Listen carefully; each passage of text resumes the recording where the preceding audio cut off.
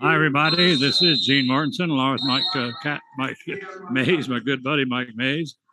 And we are here at Griffith Gymnasium. And right now we have just completed set one of the junior varsity contest. And it was 25-20 in favor of St. Pius. So St. Pius takes the first set of three. So it's the best 2 out of 3. So if Pius wins the next one, then we'll be on the air not too bad as far as the timing goes for 6:30. But if Los Alamos wins the next one, then we're going to have a little bit of a delay, Mike. Yeah, you can pretty much count on it not starting volleyball when it's scheduled to start. You can pretty much take that to the bank. So, but anyway, good junior varsity contest. Big test tonight for the Hilltopper volleyball team, and we're going to see how that goes, taking on the St. Pius Sartans. It's too bad these two teams don't have any kind of rivalry or anything. Yeah, that would help. Yeah, it'd be a little more exciting, but no, just kidding. These two teams do not like each other very much. No, they don't. And every year, the volleyball season, they always start off right off the bat. One of their first games of the season is always St. Pius, either here or down there. And St. Pius comes into this ball game with a record of 0-2. Of course, it's their games were any walk in the park. First, they took on Cleveland, and that was a close contest, but they lost that 3-0. But they did kind of hang in there, and then they went to Rio Rancho and lost Rio Rancho 3-0. And Mike, the Hilltoppers opened up against a powerful St. Michael's team down at St. Michael's. They lost that one 3-0, and then another trip to Santa Fe, and the Hilltoppers came away with a victory there 3-0. So the Hilltoppers are 1-1, and the Sartans are 0-2. So Mike, Sartans always bring a strong program, and it's been that way forever. So we're expecting a pretty good match tonight, and this is a junior varsity contest right now, Mike. We got a pretty good crowd here already. Really do, yeah. It's a little hard to guess how good the turnout's going to be for some of these volleyball contests, but not too bad tonight. And a lot of the Topper fans know exactly how big of a contest this is. Even though it's this early in the season, Gene, the Toppers and the Sartans, first of all, just a great, fantastic, competitive rivalry. As one of the players on the junior varsity doing the worm on the floor. Yeah, another worm. 2 worms. 2 worms. Wow, you just don't see that very often. I don't see it at all. But as I said, good, solid rivalry. And then, as crazy as it sounds this early in the season, we're not even done with August. You got to watch out for these early season contests between these tough teams. That could play a factor in the postseason and the postseason scheduling. Absolutely. I mean, a big factor. And as usual, let's see, it's August 31st. And as usual, Mike, this gym is very hot and stuffy, and I'm starting to sweat already. 2 years ago, we had to bring a fan to put on the table, a little small fan to put on the table.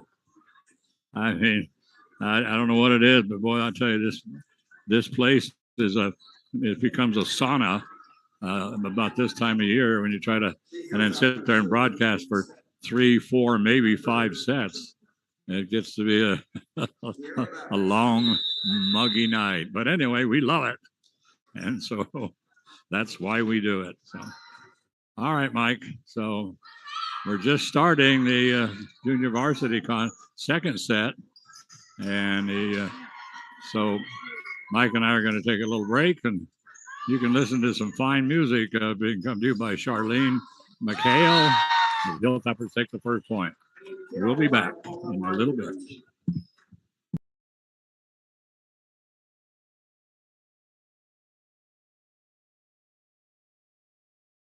Well, it's great to see Topper sports season kicking off again. I'm Troy Hughes. I'm the fire chief here in Los Alamos. And we're glad to see COVID kind of waning and people getting back to their normal activities. One of the things that hurt us during this time period was our lack of people. So we need recruits. We need cadets to come to work for Los Alamos Fire Department. It's a great career, very rewarding, good pay, good benefits, great retirement. You get to work out and maintain your topper strength. So we're hoping that a few good people will come to work for us in the next year, and we hope that the toppers win. So go toppers. Hello, I'm Deputy Chief Oliver Morris of the Los Alamos Police Department, and I just want to take a few moments of your time to talk about some safety initiatives that we want to bring forth to the community as the 2022-2023 school year starts in Los Alamos. School is right around the corner, and we want to remind parents and students to make sure that you leave enough time to get to school on time so we're not rushing. As you can see behind me, all school zones are 15 miles an hour when students are going to school, even if they're not present. So let's slow down and just make sure our students are safe. Secondly, I want to remind us that when the buses are stopped and their stop signs and lights are activated, we want traffic to stop in both directions to allow time for students to cross the street to keep them safe. The other thing I want to talk about is our school campuses. It's important to remember that during school, campuses are closed to the general public as well as the playgrounds and facilities while school is in session. This also includes Sullivan Field and the Sullivan Field parking lot. We want to make sure that school is meant for just school hours and school staff. Please check in with the staff regularly if you're going to be planning on visiting our campuses. We have a long history at Los Alamos to have amazing school resource officers. These officers are there to provide an atmosphere of safety and security for our students and faculty, but they're also there to foster positive relationships with students. So we use our school resource officers just to ensure that everything is safe in our schools. The other thing I'd like to direct our community to is on the losalamos.schools.net website. If you click on the safety and wellness section, you will see that there's the See Something, Say Something app. This app is a great tool to report anything that has to do with safety, whether it's bullying, or whether it's a suspicious person on campus, or anything you think is safety related for our schools. Please use this app to report any suspicious behavior so that we can work in concert with the Los Alamos Public Schools to make sure everyone is safe. And that's the final message that I have for you today, and I just want to make sure that we have a safe and fun school year, and go Toppers.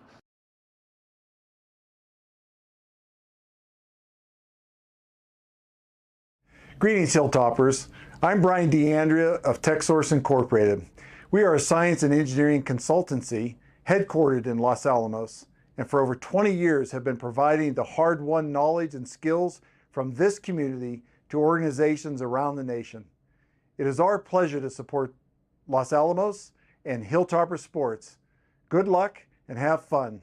Go Hilltoppers!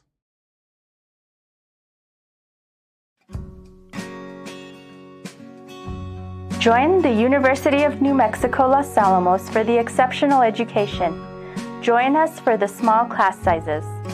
Join us for the quality faculty and staff who are dedicated to your success. Whatever your reason for joining us, start here, go anywhere. Go Hilltoppers!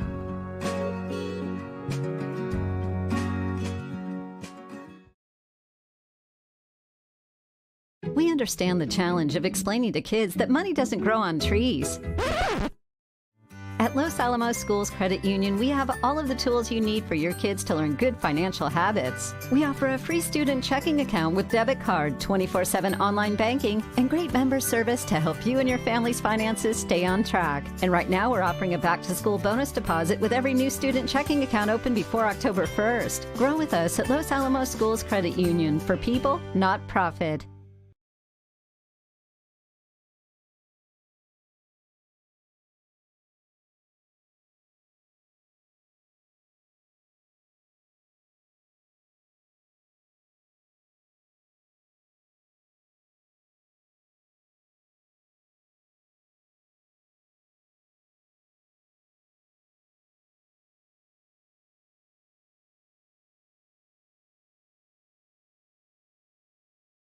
Hi there, my name is Kristen O'Hara and I'm the Director of Interpretation at Pajarito Environmental Education Center. We are the nonprofit that runs the Los Alamos Nature Center. Bears are active in Los Alamos during spring, summer, and fall. New Mexico Game and Fish recommend the following 6 bear-wise basics to keep you and our bears safe. Do not feed or approach bears. Whether it's unintentional or intentional, feeding black bear in our community is incentivizing them to come into our residential neighborhoods for food. And we do not want to do that. They are wild animals. They're equipped for finding food themselves. Our people food is not the best thing for them. As far as approaching bears in the wild, it is best to stay away from black bear. If a black bear hasn't seen you and you happen to see one across the street from you, take a moment to have that beautiful experience, but do not approach a black bear. Make sure to secure your garbage cans and recycling. Bears have a very keen sense of smell and can rip open garbage cans very easily, so having them secured with some sort of bungee cord or something to keep the lids down is the best way to keep our bears in our community safe. Remove bird feeders during prime active bear times. Black bears in Los Alamos are active anywhere between the very end of April, May to the middle of November. So during those times, anything we can do to keep our bears safe by not giving them food is better for bears and better for us. So at night, for instance, at the nature center, we take down the bird feeders that we have outside and put them back up in the morning. So that is something you can do. But if you do have a bear at your house that has eaten from your feeders, make sure to take your feeders down for a length of time around 2 weeks, so the bear does not acclimatize to coming to your house for food. Do not leave your pet food outside. If you happen to feed your animals outdoors, put your food bowls out there, make sure your animals have your fill, but make sure you bring them in after your animal is done eating. That'll, again, keep the bears safe. Clean and store your grills. That means cleaning your grills thoroughly, removing all fat and food that could have dropped in the base of the grill, and then storing it in an inaccessible place, so a place the bears cannot get to, like a garage or even inside your house, if that's a possibility. I know not everybody has a garage, but just keeping in mind a good place to store a grill that is away from that can be away from bears accessing it.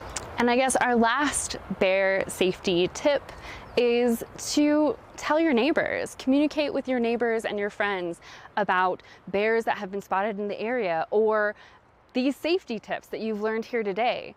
The more knowledge we can give to our neighbors and our friends, the better, and it will keep our bear neighbors and our human neighbors as safe as possible. Good luck, toppers, on your season.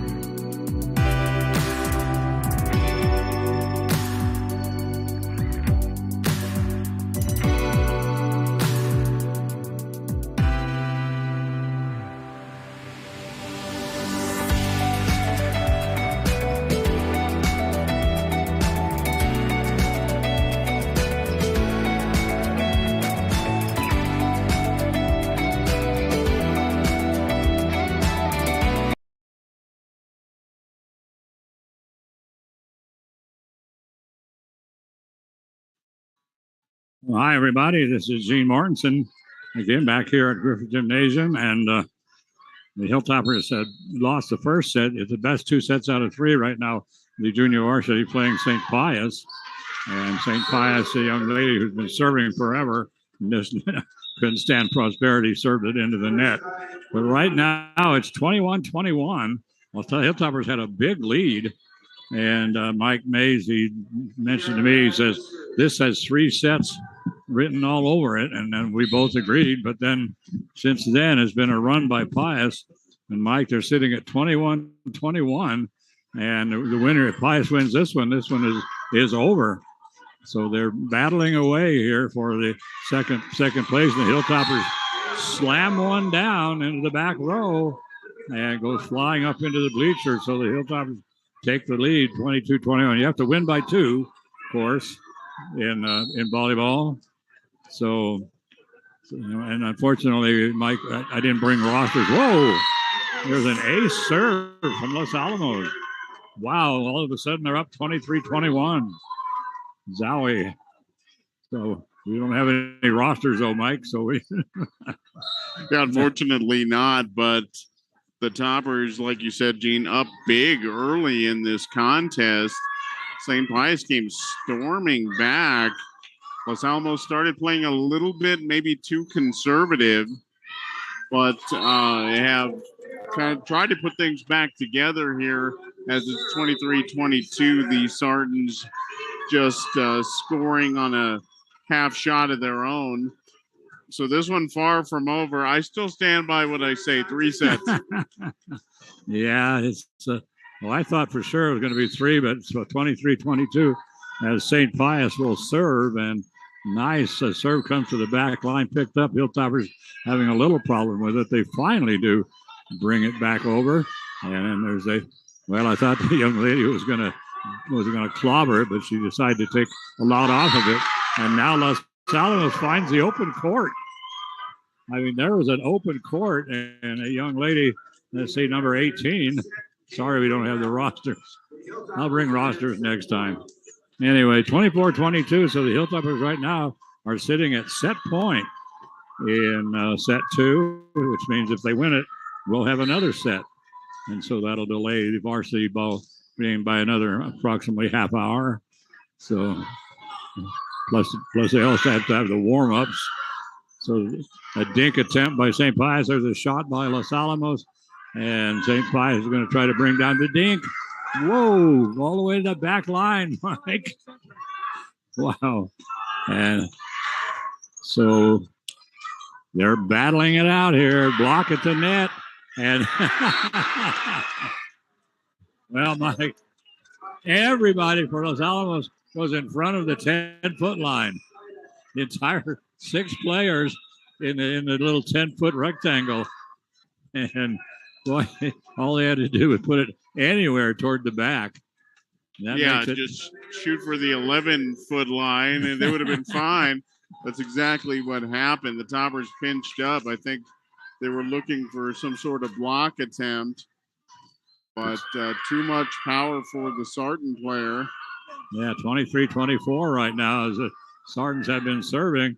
And there's a powerful hit by the Sartans. Wide open court, and we're at 24 all. That was a very well-placed hit. The Toppers, again, kind of rotated a little bit to their left. The right side just a crack open, and St. Pius took advantage. And the center for Los Alamos, they brought it up. The ball went toward the back line. They brought it up all the way up to the front. And the designated setter for Los Alamos, she got all ready to set it, and then she just pushed it over the net. And St. Pius fell for it.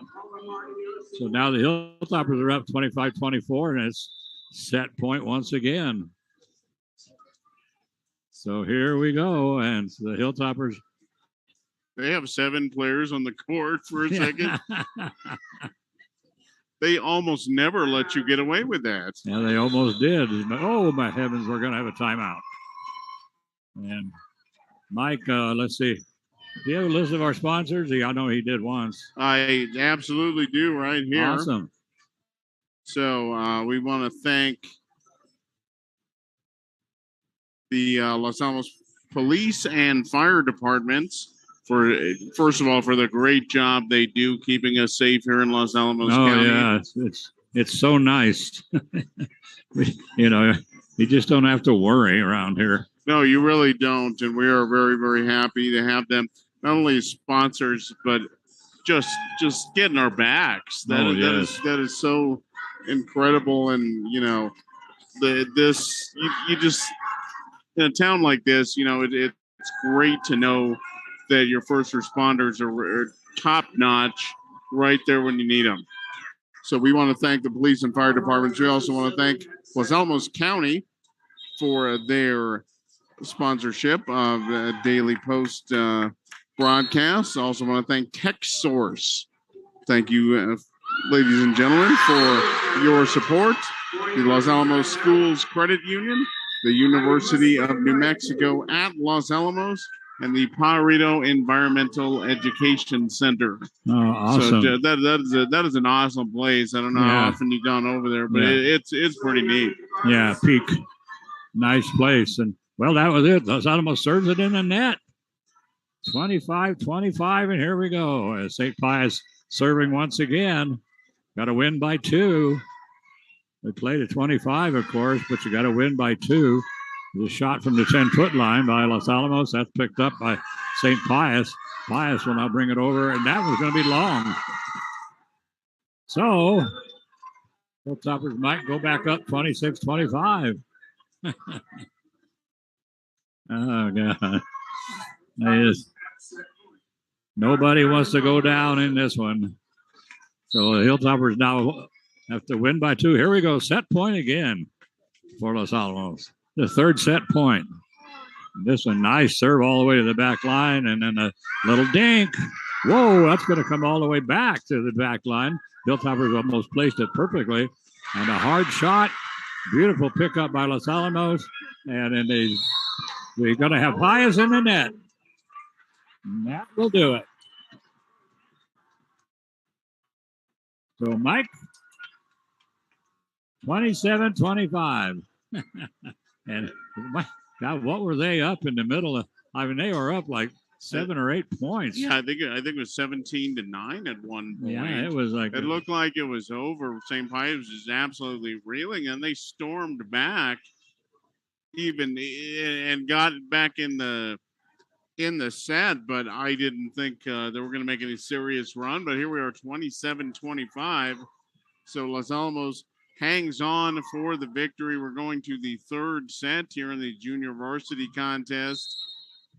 And they're going to do the all-important who gets to serve first. Yes, and that set took 36 minutes.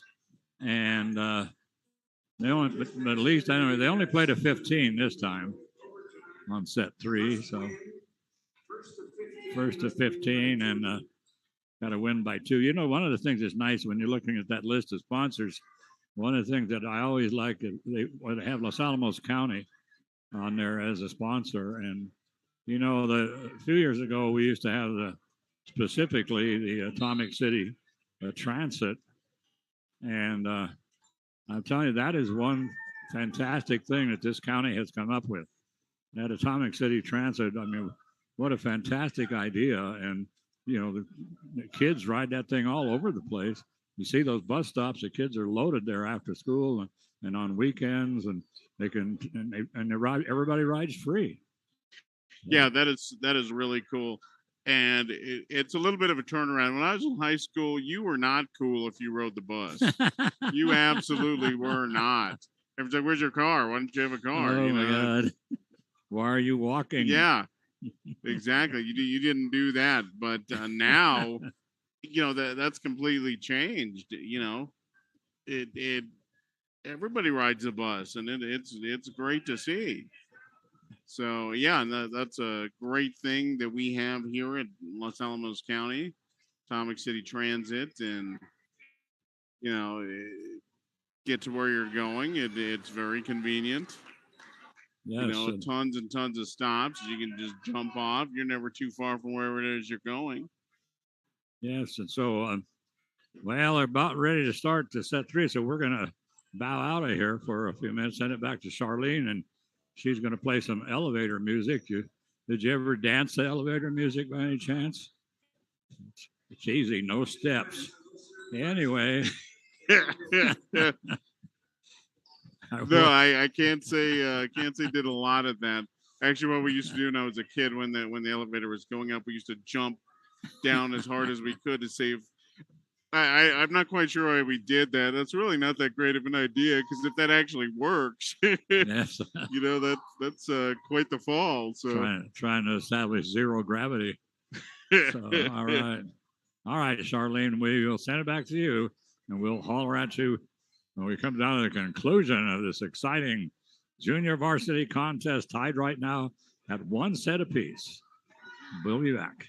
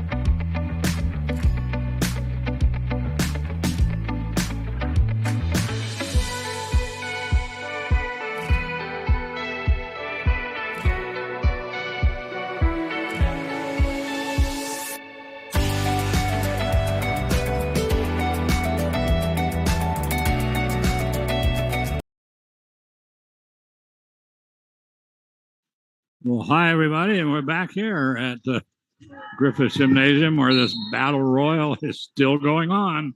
And it's tied at 1 set apiece, best 2 out of 3 sets. And right now they're in the 3rd set, played a 15, and the Hilltoppers right now lead 12-11 over the Lady Spartans of St. Pius. So St. Pius won the first game by 5, 25-20.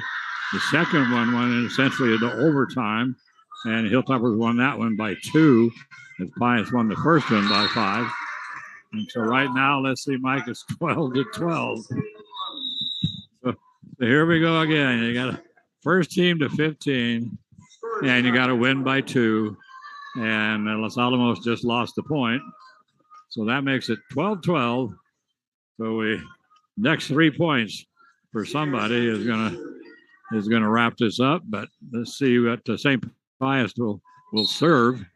But at any rate, this is going to end as an ace serve by St. Pius. That makes it 13-12.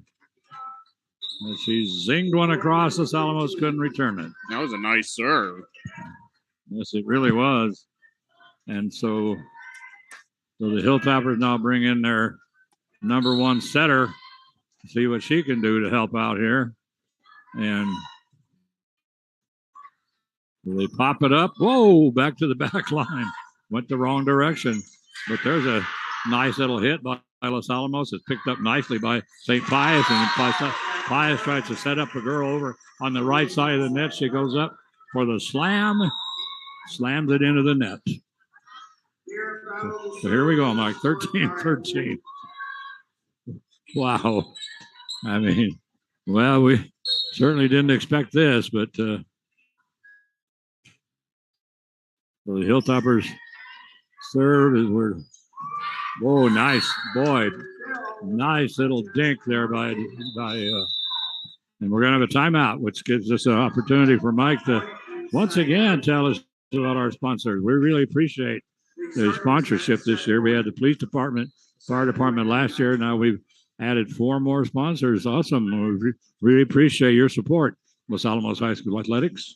Yeah, we really do. And we want to thank all of our awesome sponsors, the Pajarito Environmental Education Center, the Peak. Go check that out if you have not had a chance. A lot of good stuff to see there. The University of New Mexico at Los Alamos, just right across the street here from Griffith Gym, and a great community resource for everyone. Get a little learning in. You always want to do that. Los Alamos Schools Credit Union. We also want to thank Los Alamos County and the good folks at Tech Source. And, of course, as Gene said, the Los Alamos Police Department and the Los Alamos County Fire Department. Thank you, ladies and gentlemen, first of all, for everything you do to keep the community safe. And thank you so much for supporting Los Alamos High School Athletics on the Los Alamos Daily Post. So St. Pius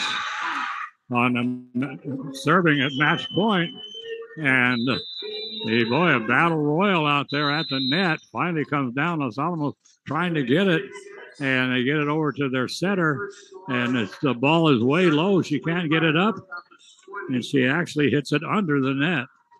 So Pius comes away with a victory, 15-13. So they won the first one 25-20, lost the second one. I'm not sure what the final score was. 27-25. Okay, 27-25. And they lose this one 20-15. So they don't get any closer than this. So now both varsity teams now coming out on the floor to warm up, and it's a 20-minute warm up. And so we're going to take a little break for a while, and then we'll be back in a little bit before game time and talk a little bit about tonight's volleyball match with the St. Pius Lady Spartans. This is Gene Mortensen with Mike Mays, and we'll be back in just a bit.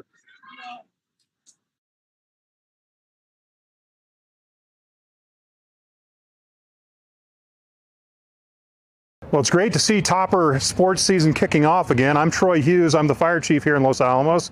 And we're glad to see COVID kind of waning and people getting back to their normal activities. One of the things that hurt us during this time period was our lack of people. So we need recruits. We need cadets to come to work for Los Alamos Fire Department. It's a great career, very rewarding, good pay, good benefits, great retirement. You get to work out and maintain your topper strength. So we're hoping that a few good people will come to work for us in the next year, and we hope that the toppers win. So go toppers. Hello, I'm Deputy Chief Oliver Morris of the Los Alamos Police Department, and I just want to take a few moments of your time to talk about some safety initiatives that we want to bring forth to the community as the 2022-2023 school year starts in Los Alamos. School is right around the corner, and we want to remind parents and students to make sure that you leave enough time to get to school on time so we're not rushing. As you can see behind me, all school zones are 15 miles an hour when students are going to school, even if they're not present. So let's slow down and just make sure our students are safe. Secondly, I want to remind us that when the buses are stopped and their stop signs and lights are activated, we want traffic to stop in both directions to allow time for students to cross the street to keep them safe. The other thing I want to talk about is our school campuses. It's important to remember that during school, campuses are closed to the general public, as well as the playgrounds and facilities while school is in session. This also includes Sullivan Field and the Sullivan Field parking lot. We want to make sure that school is meant for just school hours and school staff. Please check in with the staff regularly if you're going to be planning on visiting our campuses. We have a long history at Los Alamos to have amazing school resource officers. These officers are there to provide an atmosphere of safety and security for our students and faculty, but they're also there to foster positive relationships with students. So we use our school resource officers just to ensure that everything is safe in our schools. The other thing I'd like to direct our community to is on the losalamosschools.net website. If you click on the Safety and Wellness section, you will see that there's the See Something, Say Something app. This app is a great tool to report anything that has to do with safety, whether it's bullying or whether it's a suspicious person on campus or anything you think is safety related for our schools. Please use this app to report any suspicious behavior so that we can work in concert with the Los Alamos Public Schools to make sure everyone is safe. And that's the final message that I have for you today. And I just want to make sure that we have a safe and fun school year, and go toppers.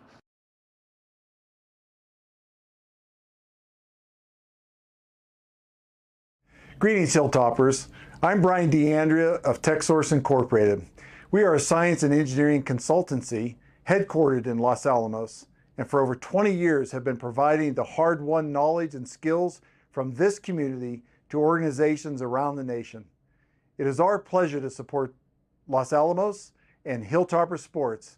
Good luck and have fun. Go Hilltoppers!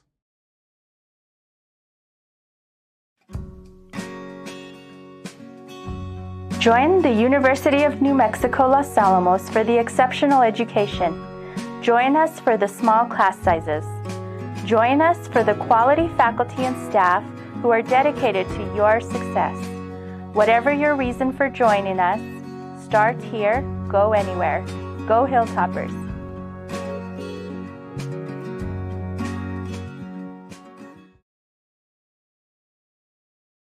We understand the challenge of explaining to kids that money doesn't grow on trees.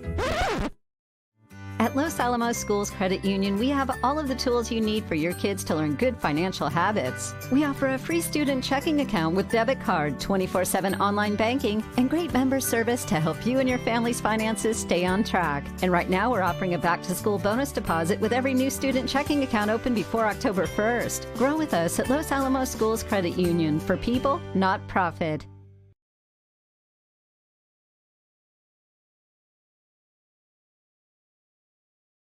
Hi there, my name is Kristen O'Hara, and I'm the Director of Interpretation at Pajarito Environmental Education Center.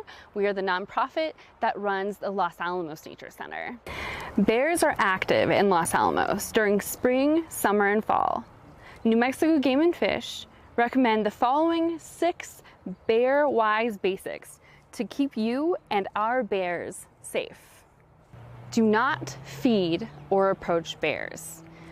Whether it's unintentional or intentional, feeding black bear in our community is incentivizing them to come into our residential neighborhoods for food. And we do not want to do that. They are wild animals. They're equipped for finding food themselves.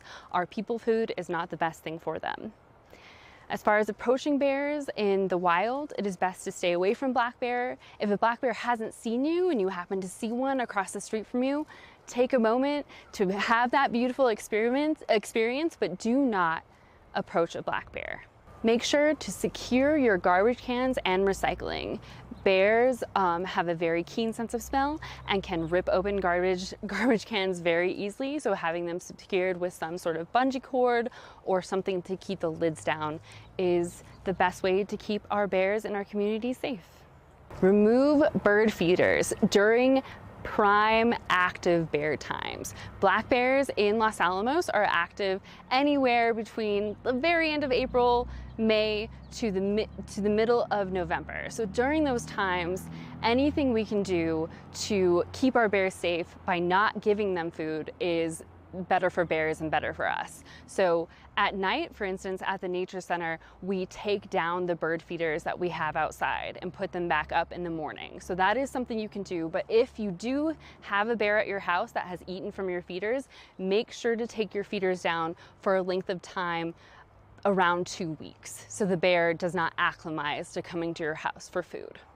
Do not leave your pet food outside. If you happen to feed your animals outdoors, put your food bowls out there, make sure your animals have your fill, but make sure you bring them in after your animal is done eating. That'll, again, keep the bears safe. Clean and store your grills. That means cleaning your grills thoroughly, removing all fat and food that could have dropped in the base of the grill, and then storing it in an inaccessible place, so a place the bears cannot get to, like a garage or even inside your house, if that's a possibility. I know not everybody has a garage, but just keeping in mind a good place to store a grill that is away from that can be away from bears accessing it. And I guess our last bear safety tip is to tell your neighbors, communicate with your neighbors and your friends about bears that have been spotted in the area, or these safety tips that you've learned here today. The more knowledge we can give to our neighbors and our friends, the better, and it will keep our bear neighbors and our human neighbors as safe as possible. Good luck, toppers, on your season.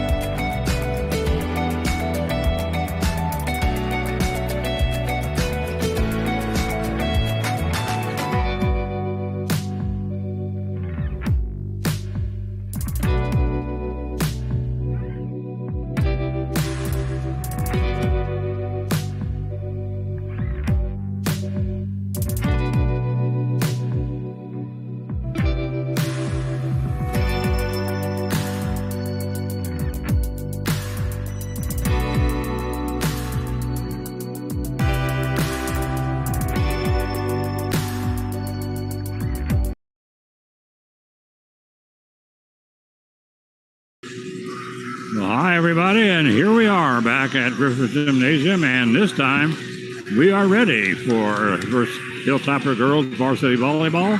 And tonight the Hilltoppers will take on the Lady Sartans from Albuquerque, an old rival in everything. I mean, you name the sport, and they're a rival in it. And so this is always a great contest. It's a solid program. It's at St. Pius.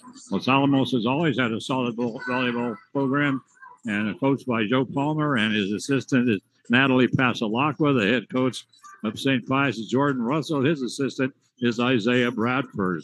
So they bring a good, strong program to Los Alamos. It's an interesting. St. Pius right now is 0-2 on the season, but they opened up with a couple of toughies, Cleveland and Rio Rancho, and the Hilltoppers that went down to St. Michael's. St. Michael's is very, very powerful this year. They won that one in 3 sets. Then Los Alamos got a hold of Santa Fe and then repeated it, and they won that in 3 sets. So, Mike, we're expecting we just had a crazy junior varsity contest there that went down to the wire in the final 2 games. But we're all set now here for varsity as the team now warming up. We have about 4.5 minutes to go before they're going to do all the pre-game stuff. So, Mike, give me your take on what you think about volleyball this season, and do you know anything about the Sartans at all? Well, you know, we've been watching them for years. They are a very, very solid program. Year in and year out, the one thing that strikes me immediately when you see the Sartans this year is they're not very tall. No, they're not. And we have seen Sartan teams. The shortest girl on their team has been taller than the tallest girl on the 2022 version. Now, it's really hard to judge or say how much you can really take from losing to Rio Rancho and Cleveland high schools. Those are 2 of the premier programs in the history of New Mexico volleyball. So you can't take a ton of stock in that. So we'll see exactly what the Sartans will bring. This will be a good, solid test, I'm sure, for Los Alamos coming into this contest 1-1. St. Michael's very, very good this year. I imagine they're going to be right there playing for quite possibly a state title this year. That they are that good. So the Toppers struggled with that one. Bounced back against Santa Fe to get in the win column. But this is going to be a very, very important early season test, as we were saying earlier. Even though we're still in August. This match can have playoff implications. Absolutely. The Sartans and the Toppers, if they're jockeying for position at the end of the year, you know, the seating committee is going to look at this match tonight and say, okay, what happened? You know, if one team dominates, you know, that's gonna weigh heavily. If it's a close contest, that's gonna weigh heavily as well. This is a big early season match for both of these teams, and I am sure that their coaches have informed them of such. Los Alamos St. Pius, this rivalry goes back to time immemorial. You know, yes, back during the Avignon papacy. That's how far, but no, not quite. But yeah, the big Catholic school in Albuquerque used to be St. Mary's, and then I think St. Mary's might still be an elementary school, but all the high school stuff eventually went to St. Pius, and St. Pius originally was up there. They were up there right across from the Marriott Hotel in I think in Albuquerque, right there on Louisiana, and then the University of New Mexico opened up. What was it called? It was the University of Albuquerque. University of Albuquerque, and then that's set out on a cliff, literally, on the west side, overlooking the river, There wasn't anything around it but sand. But now it's St. Pius, and they've got quite a facility there. So I'm sorry, Mike. Go ahead. Well, I was just going to say the Sartans really have some excellent athletic facilities. It was at one time named the Sartan Garden, their gym. I actually don't remember that. St. Sebastian, is that the name of their gym now? They renamed it a couple of years ago. It used to be the Sartan Garden, and that is a highly respected facility in and around Albuquerque. That's kind of one of those gymnasium meccas of high school sports in New Mexico. Over there, just great facilities. They have, really solid athletic programs, top to bottom. They have been awesome competitors and awesome rivals for Los Alamos. And this is always Los Alamos versus St. Pius. It doesn't matter what sport it is. It doesn't matter how the teams are doing year in, year out. This is always fun to watch. Oh, yes, it is. And Mike was talking about the implications of this ball game. Well, the first thing you got to consider is that these are two top 4A teams, and so they come down to the end of the season. They're usually, right in the thick of things. And the situation here, of course, is that Los Alamos is expected to hold serve here at Griffith Gymnasium. So if they do that, but if Los Alamos does not hold serve, that is a big breakthrough for St. Pius. Right. And that is Wade, who was the home team and who prevailed. So Los Alamos, I don't want to say the pressure is on them, but there's a little bit of pressure on them to win. The toppers, 1-1. They're, obviously lost to a very good St. Michael's program. But when you lose to a program that's in a lower classification, that always seems to come back to haunt you. So Los Alamos can correct that with the win tonight. And St. Pius is very, very well aware they are 0-2. They need a win. And this would be a huge feather in their cap if they can do it. As we are introducing the teams here. Didn't they used to go up to the net and high-five each other under the net? I don't think they did that today. Yeah, all this COVID crap, we can't do anything anymore. The teams don't even, I don't know maybe what happened in this year, but in the past years, the last couple of years, the teams don't do the good game thing. They just kind of wave at each other, which I think is good. That good game thing doesn't mean a thing. They walk down the line and don't even look at who they're high-fiving. But. And, Gene, I have to tell you, having been in many of those good game lines, nobody means good game. No. Not one person means good game once in the history of those lines. Yeah. So they're introducing the teams right now, Mike. You want to run down the list as they go? Sure thing. So for Los Alamos, they are going in numerical order. They were. Sorry, Cheyenne Garcia is a 5'6" senior. She's number 1. Number 2, one of the girls you want to look out for this year, Angelina Pasalacqua. She's a captain. She's a 5'10" junior. Has had a very good preseason, her father's a chiropractor who I happen to see, and she actually kind of had some leg injury during the summer, so that is something to kind of keep your eye out on this year. Cadence Key is number 3 for Los Alamos. She's a 5'5" junior. Marin Hoke is a 5'7" junior, number 4. Gianna Benelli is a 5'6" junior. Number 6, Callie Goda is a 5'8" senior. Number 7, Ashley Hammond, a 5'9" senior. Number 8, Deanna Foster, a 5'6" junior. Anna Kirkland is a 5'6" senior for Los Alamos. Madeline Owen, and number 10 is a 5'6" junior. Michelle Macias, another one to watch out for, a veteran, 5'10" senior. Celine Teliez, a 5'10" senior, and number 12 comes back for her senior year. Ariana Martinez is a 5'7" junior. Hannah Bergerman is a 5'9" junior, had a pretty solid season last year.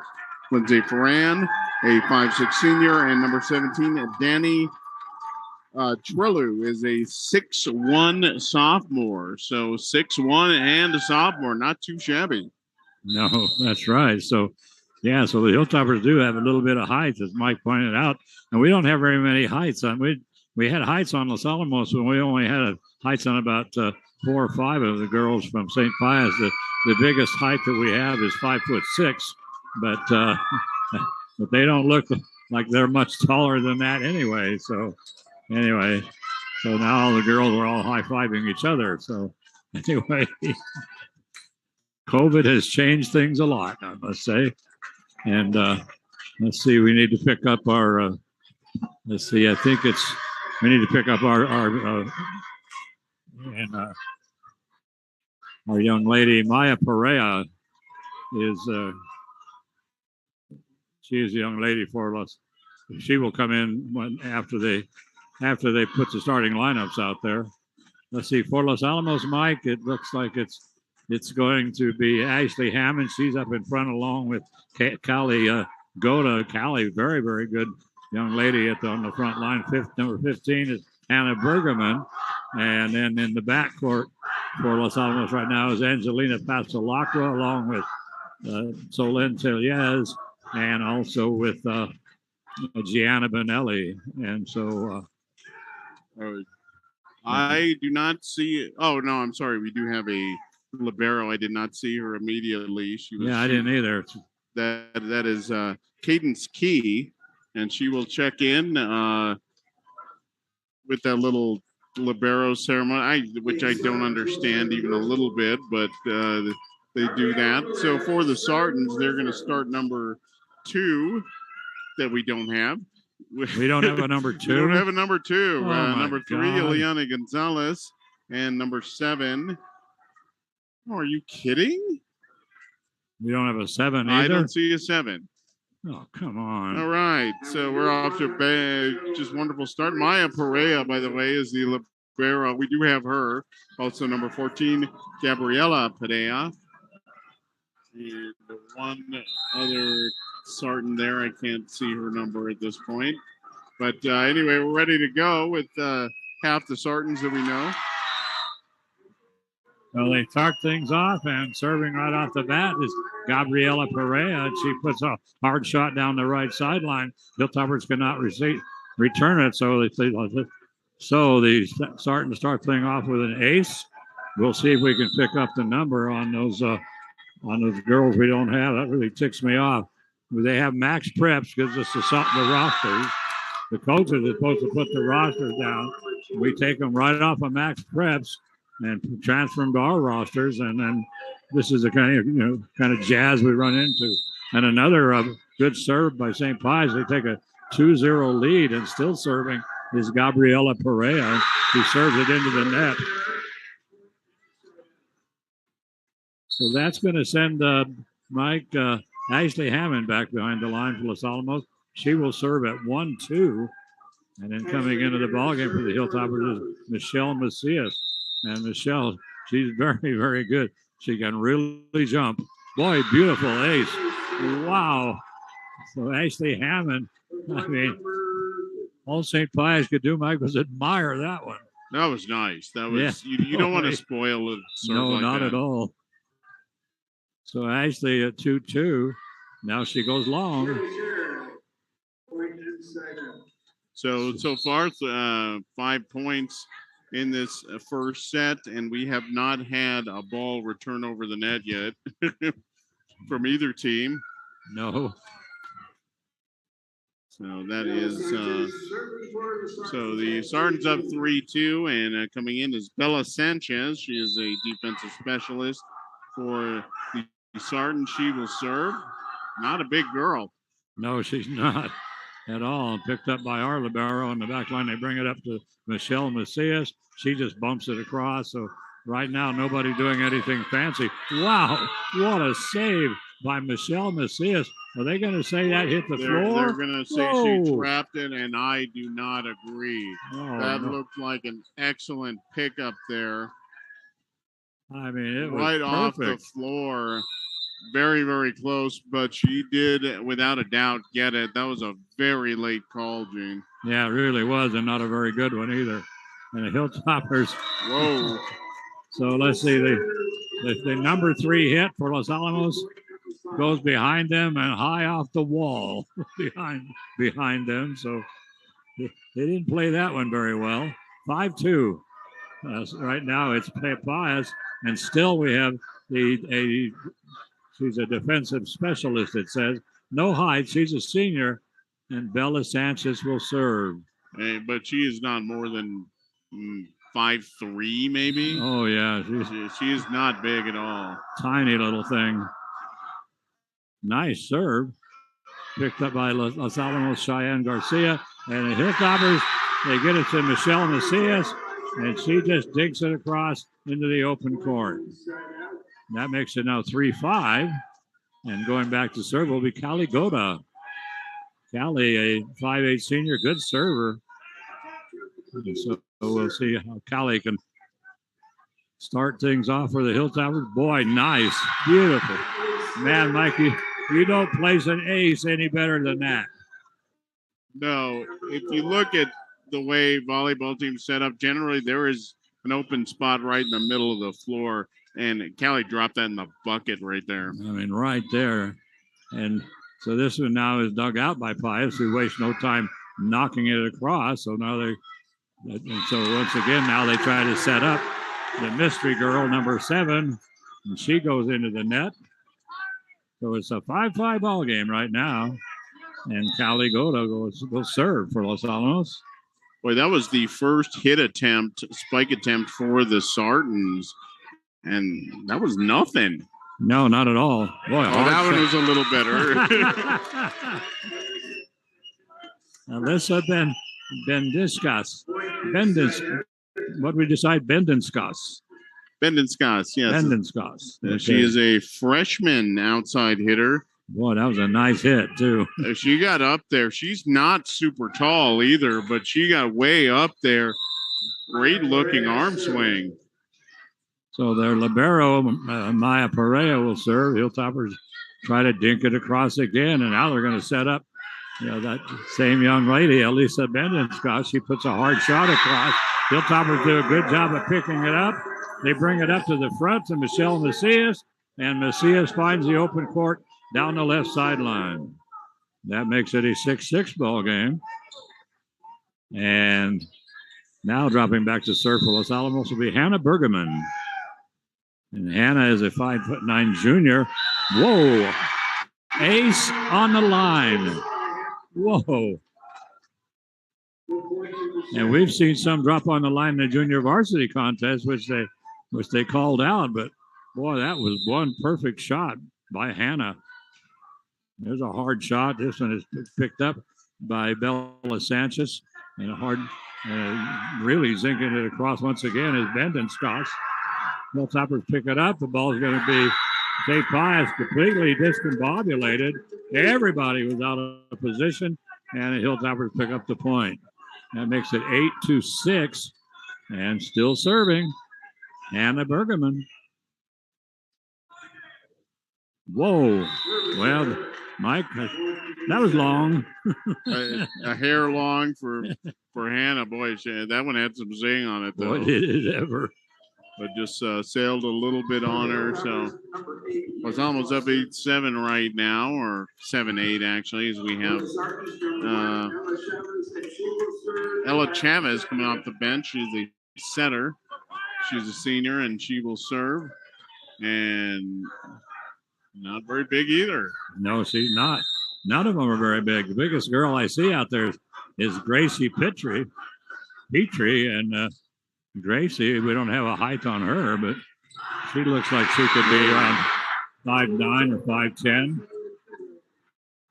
So the serve by Petrie, and the Hilltoppers zing it back on a hard shot by Solène Tellez. So Solène picks up the point for Los Alamos, makes it 9-7, and now going back to serve will be Gianna Benelli, 5'6" junior. Hilltoppers leading by 2, 9-7, set 1. best to 3 out of 5 in this case. That one barely picked up by their libero. And then they set up that young lady, Gracie Petrie. And Gracie, she shows you how to do it. I mean, she whacked that thing. She found the open court right in front of the line. And Los Alamos could do nothing but just watch. So we have Caitlin Romero now will serve.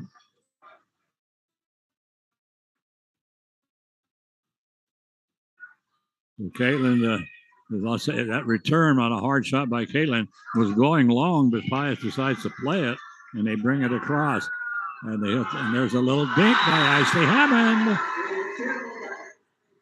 5'9" senior. And once again, the open court. We haven't seen a whole lot of spiking in this ball game so far, Mike. No, both teams playing a little conservative, and then neither team really lighting it up in terms of their service return game.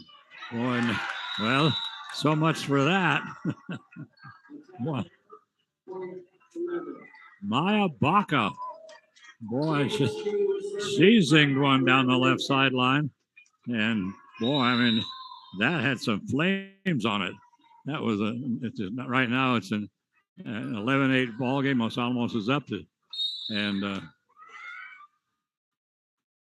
did they call that one out by Maya? That's not right. No way. No, that was. No, it was completely in unless they gave the serve to Los Alamos. That doesn't make any sense unless they called him in the net or something.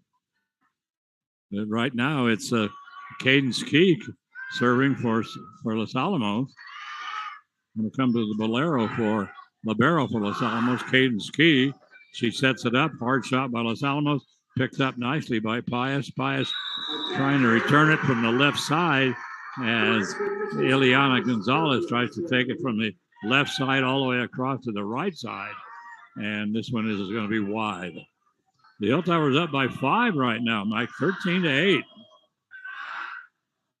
Good start here for Los Alamos, and playing very, very good defense so far, and their serving game has been very good as well.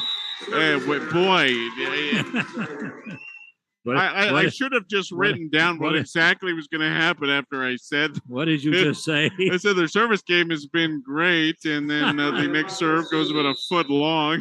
So, okay, 9-13. Right on cue. Boy, beautiful shot. Nice set that time. For Los Alamos came from Ashley Hammond and Anna Kirkland. Boy, she buried that thing. So that makes it 14-9. And now coming into the ball game for Los Alamos is Hannah Bergerman. She will join the front line of Callie Goda and Ashley Hammond. And serving for Los Alamos will be Angelina Pasalacqua. And Angelina, whoa, close. Close. They're going to call that one out. I think that was a good call. I think it did sail just a hair. Yeah, it's only about 2-3 inches long, and there was no Sarton within 5 feet of that. So had she been able to drop it, get that a little bit closer, nobody had a shot at it. No, none at all. Gabriela Perea now will serve for St. Pius. And the libero plays it in the backcourt. Hilltoppers having a lot of trouble with it. They finally get it up to the 10-foot line. All they can do is bring it across. And then as they set up, right now they set up another mystery girl, number 2. And number 2 with a hard shot into the backcourt. And it makes it now 11-14. Gabriela Perea serving down by 3 here in set 1. Whoa! Hit the tape. Hit the tape. I thought it was going to go over. And it didn't go over. If it did go over, that's not fair anyway. So. No, that hung up there on the tape and just fell back on the St. Pius side. I agree. I would love to get rid of that rule. Oh, it's terrible. No net serves. Yeah, it's terrible. That's the way it used to be. The hard shot by Ileana Gonzalez is picked up by Los Alamos. They bring it over to Michelle Macias. And now long shot, way long. by Hannah Bergerman for Los Alamos. That makes it now 12-15. And we're going to have substitution here for St. Pius as Bella Sanchez. She will come in to serve. Like Mike says, she's kind of a diminutive little girl. 12-15. Timeout taken by St. Pius. And with this timeout, we want to give a shout out to our broadcast sponsors here on the Los Alamos Daily Post. Thank you for your support of Los Alamos Daily Post Sports. Yeah, we, of course, always want to thank the Los Alamos Police Department and the Los Alamos County Fire Department for the great work they do and for their sponsorship. We also want to thank TechSource, Los Alamos County, the Los Alamos Schools Credit Union, the University of New Mexico at Los Alamos. UNM, by the way, Gene, the second best university in New Mexico after New Mexico State, and the Pajarito Environmental Education Center. And you can attest to that fact. I have attended both, and boy, it's just no contest. I'm sorry, but thank you, UNM, for your effort. We really appreciate it. Being number 2, there's no shame in that. There's no shame in that, Gene. No, 2 out of 2. It's not too bad. 12-15. St. Pius, and serving is going to be Bella Sanchez. And right now she's down by 3. 12-15. And Los Alamos is girls. One thing I'll point out about our crowd here, but we had a nice crowd here tonight for this contest, picked up by the libero Caden Ski for Los Alamos. They try to get it over, but boy, Gracie Petrie, she just says nothing doing. Just a junior, but boy, she went high in the air, blocked it right back to the 10-foot line, makes it 13-15. And here comes Bella serving once again. And the Hilltoppers have a lot of trouble with it, but they do get it to Michelle Macias. And Michelle trying to find the corner on the right side. She just barely misses that corner. But right now it's 14-15. Mike, as the Pius has closed it 2-1. And Bella Sanchez serving. Valero for Los Alamos libero picks it up for Hilltoppers, brings it across. Great play by the libero for St. Pius as Maya Perea goes to her knees to dig one out. And then the ball ends up going long off of St. Pius, makes it 16-14. And now serving is Callie Goda. So, and Callie, she started things off the last time she served with an ace. And she put this one almost in the exact same spot, just a little further over to the left. And same thing, Pius couldn't return it. 17-14. And a nice little return that time by Alyssa Bendenskos. And Los Alamos trying to dig it out, diving to the floor at that time was Cheyenne Garcia as she got the ball up, but into the net. 15-17 now. Their libero, Maya Perea, will serve. Easily picked up by Los Alamos. Here comes Michelle Macias. Whoa! And right there at the net, Maya Baca and the mystery girl, number 7, with a double block on Los Alamos, which makes it now, well, let's see, what they call? Okay. I guess they said it went out of bounds. Well, I never saw that. Those were beautiful blocks. And so now the serve back there by the Hilltoppers and Hannah Bergerman, and she serves an ace. Well, the Hilltoppers have done a pretty good job with that serving, even though Mike has to watch what he predicts here about serving. But anyway, the Hannah Bergerman, and right on the line. Wow. Right smack on the line for an ace. Whoa. Wow. Again, big hole in the floor toward the back and right. Drops it right on the line inbounds in volleyball. You can't place it much better than that.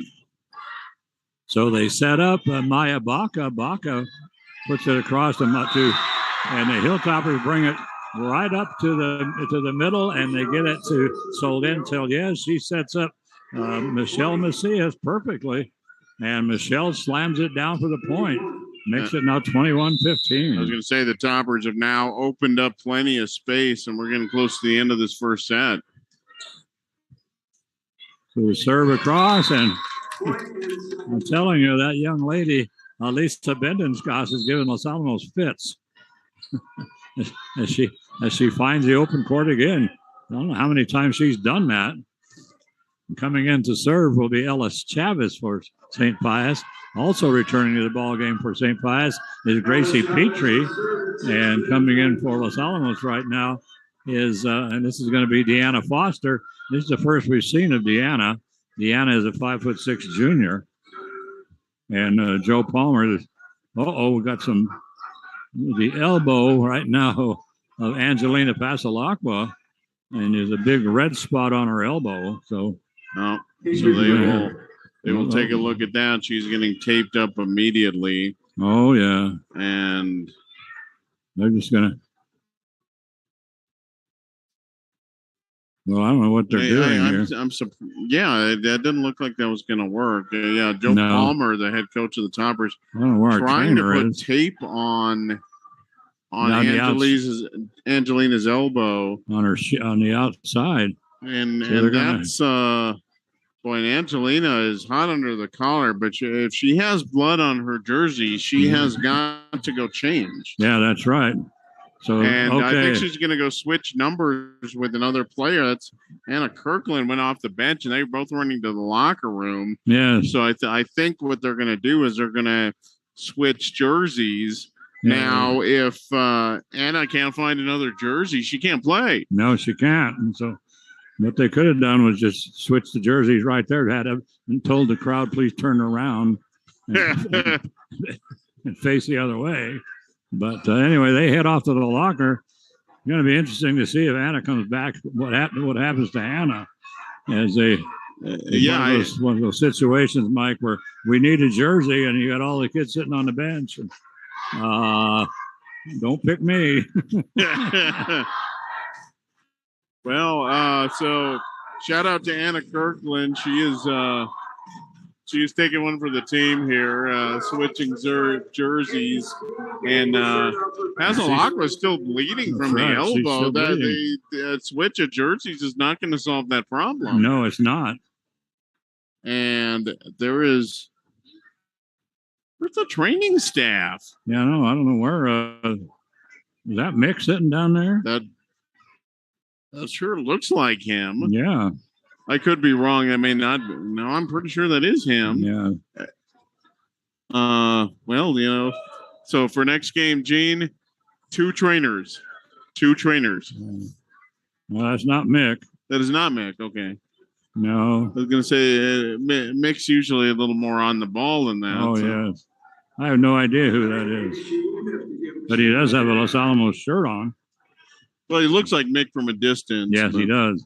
But I have my trusty binoculars, which I bring to every volleyball game. You never can tell. Yeah, you never know if they'll put us up on the top of the top bleachers. Say, here you go. So we have a stoppage of play here. Boy, do we ever. I'm a little bit surprised they didn't force her to go out, Angelina to go out here.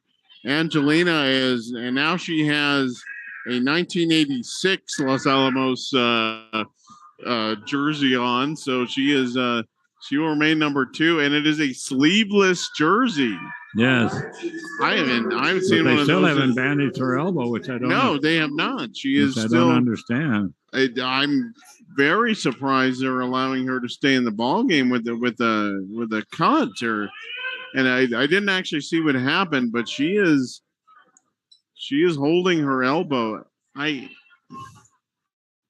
This is crazy. I am very surprised the officials are even thinking about allowing this. Yeah, Natalie Pasalacqua, her mother, and now we're all going to the bleachers and to the locker room. And so they tell. Is this some sort of protest? I don't know. So what do they all? Oh, They all according to Maury Pongratz, they all have to wear the same jersey. Otherwise, she looks like a libero. Well, not really. I mean, she's got yellow. She's got a yellow shoulder. Her jersey has yellow shoulders on it and is sleeveless. Well, here they come. Everyone is changing now. So the toppers will all be wearing yellow. I mean, and this is unbelievable. Again, these look like you know. This is Back to the Future type volleyball jerseys. Yes. I didn't even know they still made these. Yeah, I know it. So I'm expecting Marty McFly to come in here at any moment now. Really? Who are we missing? Number 2? So number 7? Yes. Still looking for those 2 ladies and probably some more. Let's see. We have number 6, Maya Baca. We have Bendon Scott. We have Bella Sanchez. So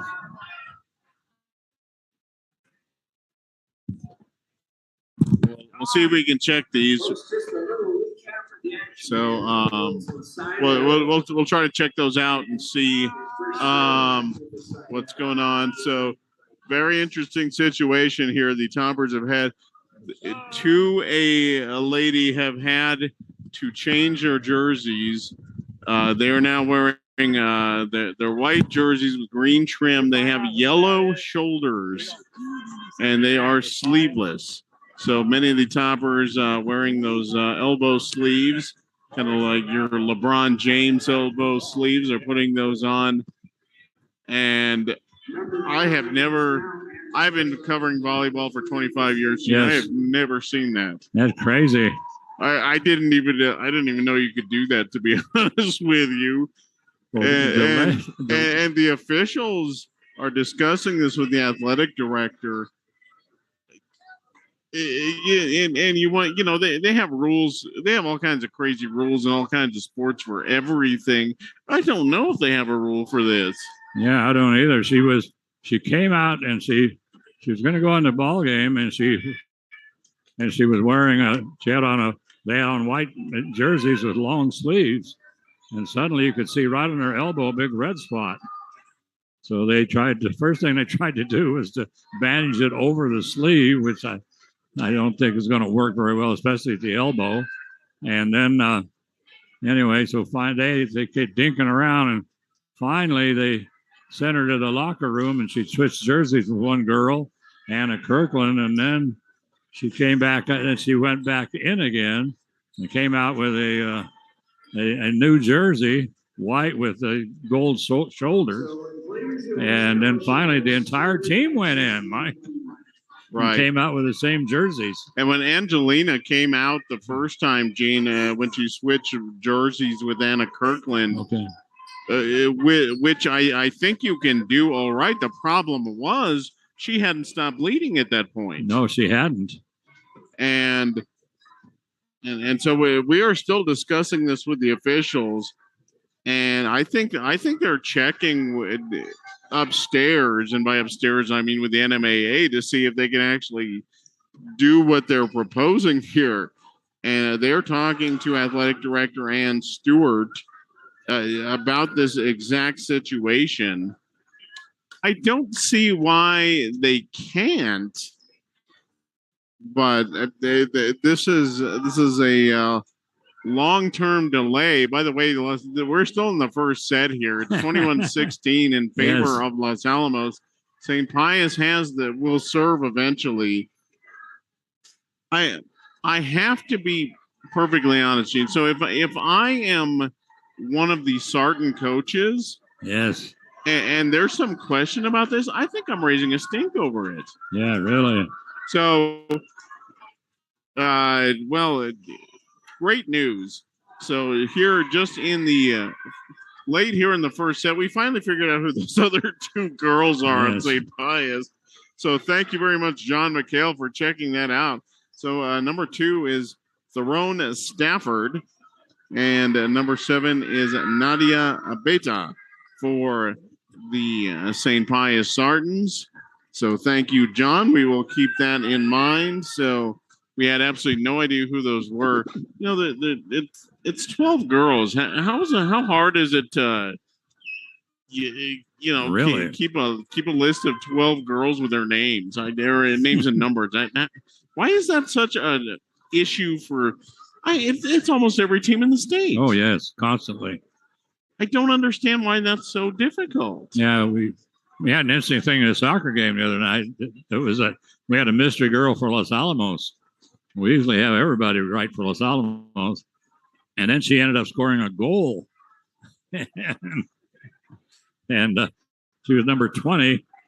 And then, as it turned out, so after the game, Mike went over to see who was the mystery girl, and it turned out that she forgot her jersey. So she put on a different jersey, and so she was supposed to be 15, and she was wearing number 20. So, but my point being that we run into a mystery player every time we broadcast, every single time. So I just it's odd. It shouldn't be that difficult. Well, I don't know what the delay is here, Mike. So one of the officials was on his cell phone. And I think he was looking up the rule. And we're not done yet. We're still discussing this. That is Natalie Pasalacqua talking with the floor official. And they're trying to get all this sorted out. The Sartans are actually being pretty cool about this whole thing. Yeah, they really are. And I would not. They're very good sports about this. And well, apparently they finally figured it out. So it looks like we're going to start things up, and they're going to let Ella Chavez serve at 16:21 to start things off after that long delay. And I mean, I couldn't believe all the antics that went on involving that delay. As Ella with a nice serve, and Michelle Macias. Whoa, boy, Michelle high in the air, spike right down at the 10-foot line, right in the middle of the court.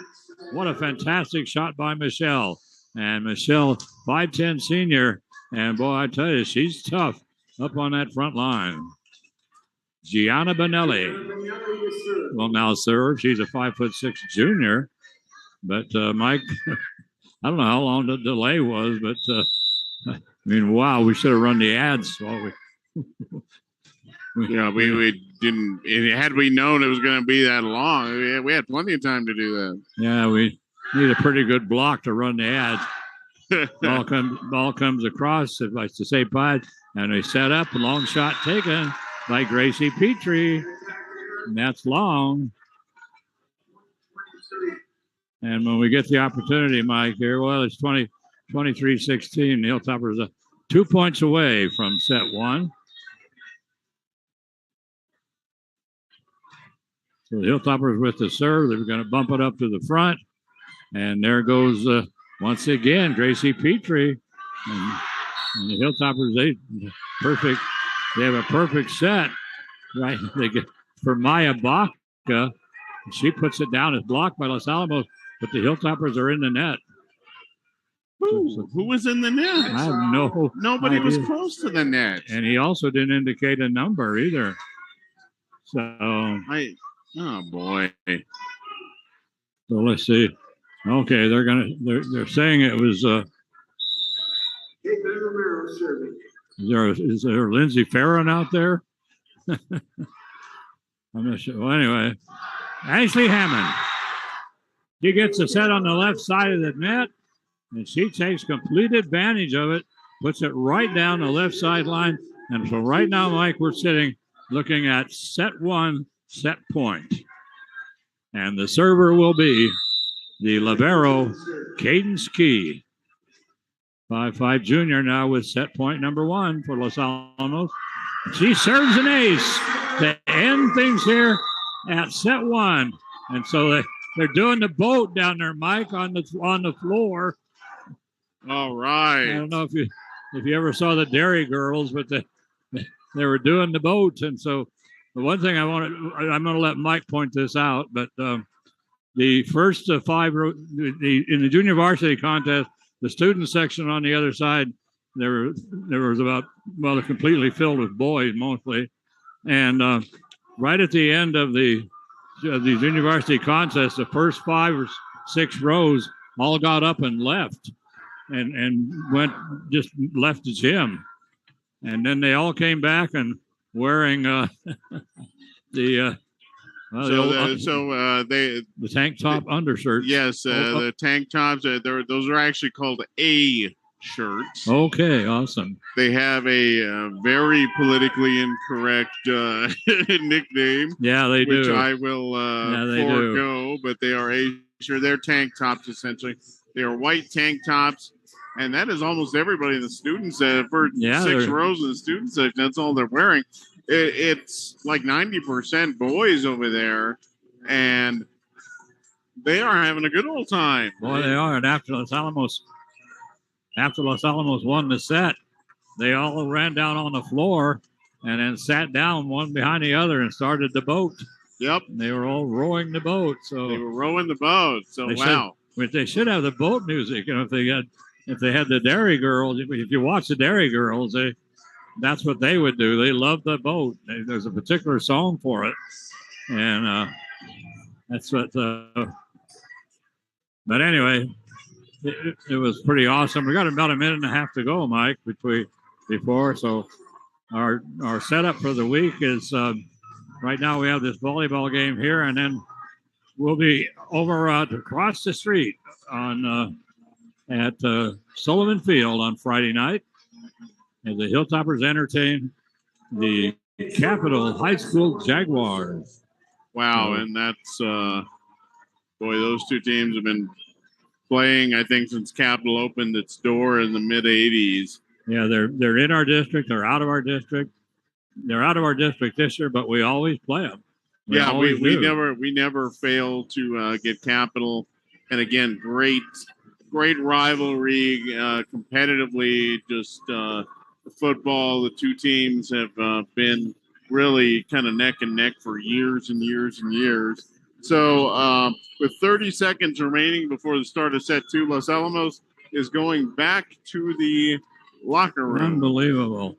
I can't wait to see what they come out in, G. And now St. Pius, number 2, our mystery player was Theron Stafford, and she's watched Los Alamos run off the floor. And then she just does shrugs her shoulders and puts her arms out like, now what are they doing? You know, I don't know. This has been, and we're only starting the second set. This has been a bizarre contest so far. Yeah, it really has. And the other thing is that they waited till 30 seconds. Now they come back out with their original jerseys, the original white jerseys, and so. And Angelina is out, number 2. Angelina, they apparently got the blood off of her jersey, and I don't know if she ever stopped bleeding. To be honest with you, no, I assume she had to at some point, but they were just putting athletic tape over that. Yeah, good luck getting that off. Yeah, it looked, beginning to wonder if it was just maybe when she dove to the floor and it was a floor burn. And so those floor burns don't usually bleed that much. But anyway. No, you get a pretty good welt out of it, but those don't generally cut you. When I was in high school, which is 100 years ago, when you played basketball, after about the first 2 or 3 days of practice, your knees were raw. And only the, Mike puts it, the uncool people, I guess it was, wore those stupid knee pads. That's true. You were kind of a wimp if you wore the knee pads, really. But I got to tell you, they did come in handy sometimes. Yeah. I don't know. Eventually, your knees finally got used to getting floor burns every practice and every game. And I remember, and they won't let you do this anymore, but in football, a lot of guys elected not to wear the thigh pads. Oh, okay. On their legs. I thought that was insane. Yes. Oh, absolutely. That doesn't feel great with a thigh pad when you get hit there. How do you do it without one? I've never understood that. Yeah, no, that's one of the most vulnerable targets they're going for. So we're about. If I see a guy not wearing a thigh pad, that's exactly where I'm going to hit him. Yes. Angelina Pasalacqua starts off set number 2, and she brings it up. They bring it up now to the top to Tyrone Stafford, and Tyrone can't get it back across the net. So the Hilltoppers start off with a 1-0 lead here as they took set 1, and best 2 out of 3 sets. And so anyway, they get it to Ashley Hammond. Whoa. Ashley Hammond, boy, I mean, she almost took it off the head of Lourdes Gonzalez. Lourdes hitting the floor, and she got a hand out there, but another inch over, and she'd have gotten whacked straight in the head. So Angelina Pasalacqua now up 2-0. This is going to go long.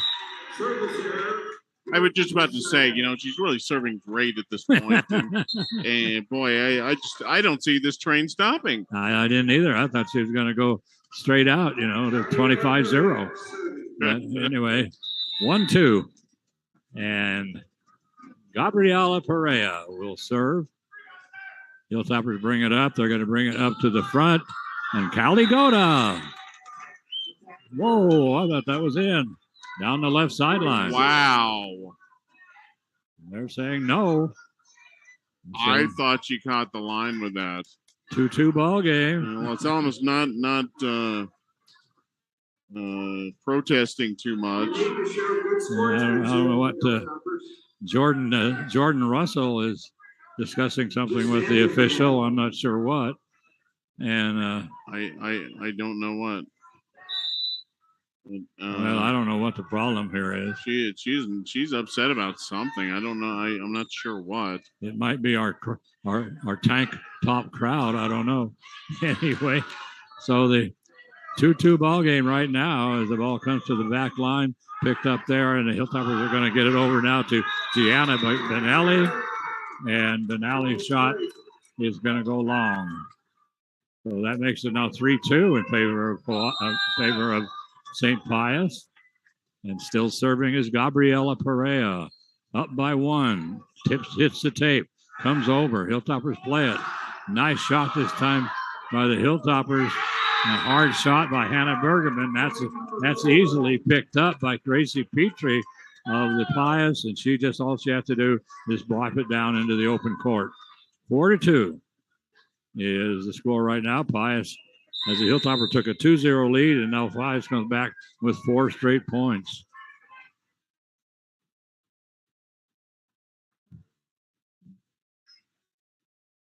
So the ball comes up now to the front line, and we had, I mean, we're having a timeout. We had practically the entire front line of Los Alamos in the net. One of them actually hit the net below and went to the floor. So we had one on the floor and a couple others tangled up in the net. So that was kind of an easy call for the official. So not a difficult call. If you ever watch wrestling and the guys are bouncing off the ropes, it's kind of what that looked like. Exactly. That was, boy, oh boy. We've seen some interesting things so far in a set and a quarter so far. Crazy. That is about as far into the net as I think I've ever seen a player go. Yeah, no, it wasn't just one. It was a 5-2. That was kind of interesting, Mike. Los Alamos called a timeout. Angelina Pasalacqua discussed the timeout with the players, and she took the entire time. But Jordan Russell, she didn't even take the timeout. She just sent the girls right back out on the floor. Yeah, they discussed nothing. Hey, you don't need my help. I already told you what to do. That is the.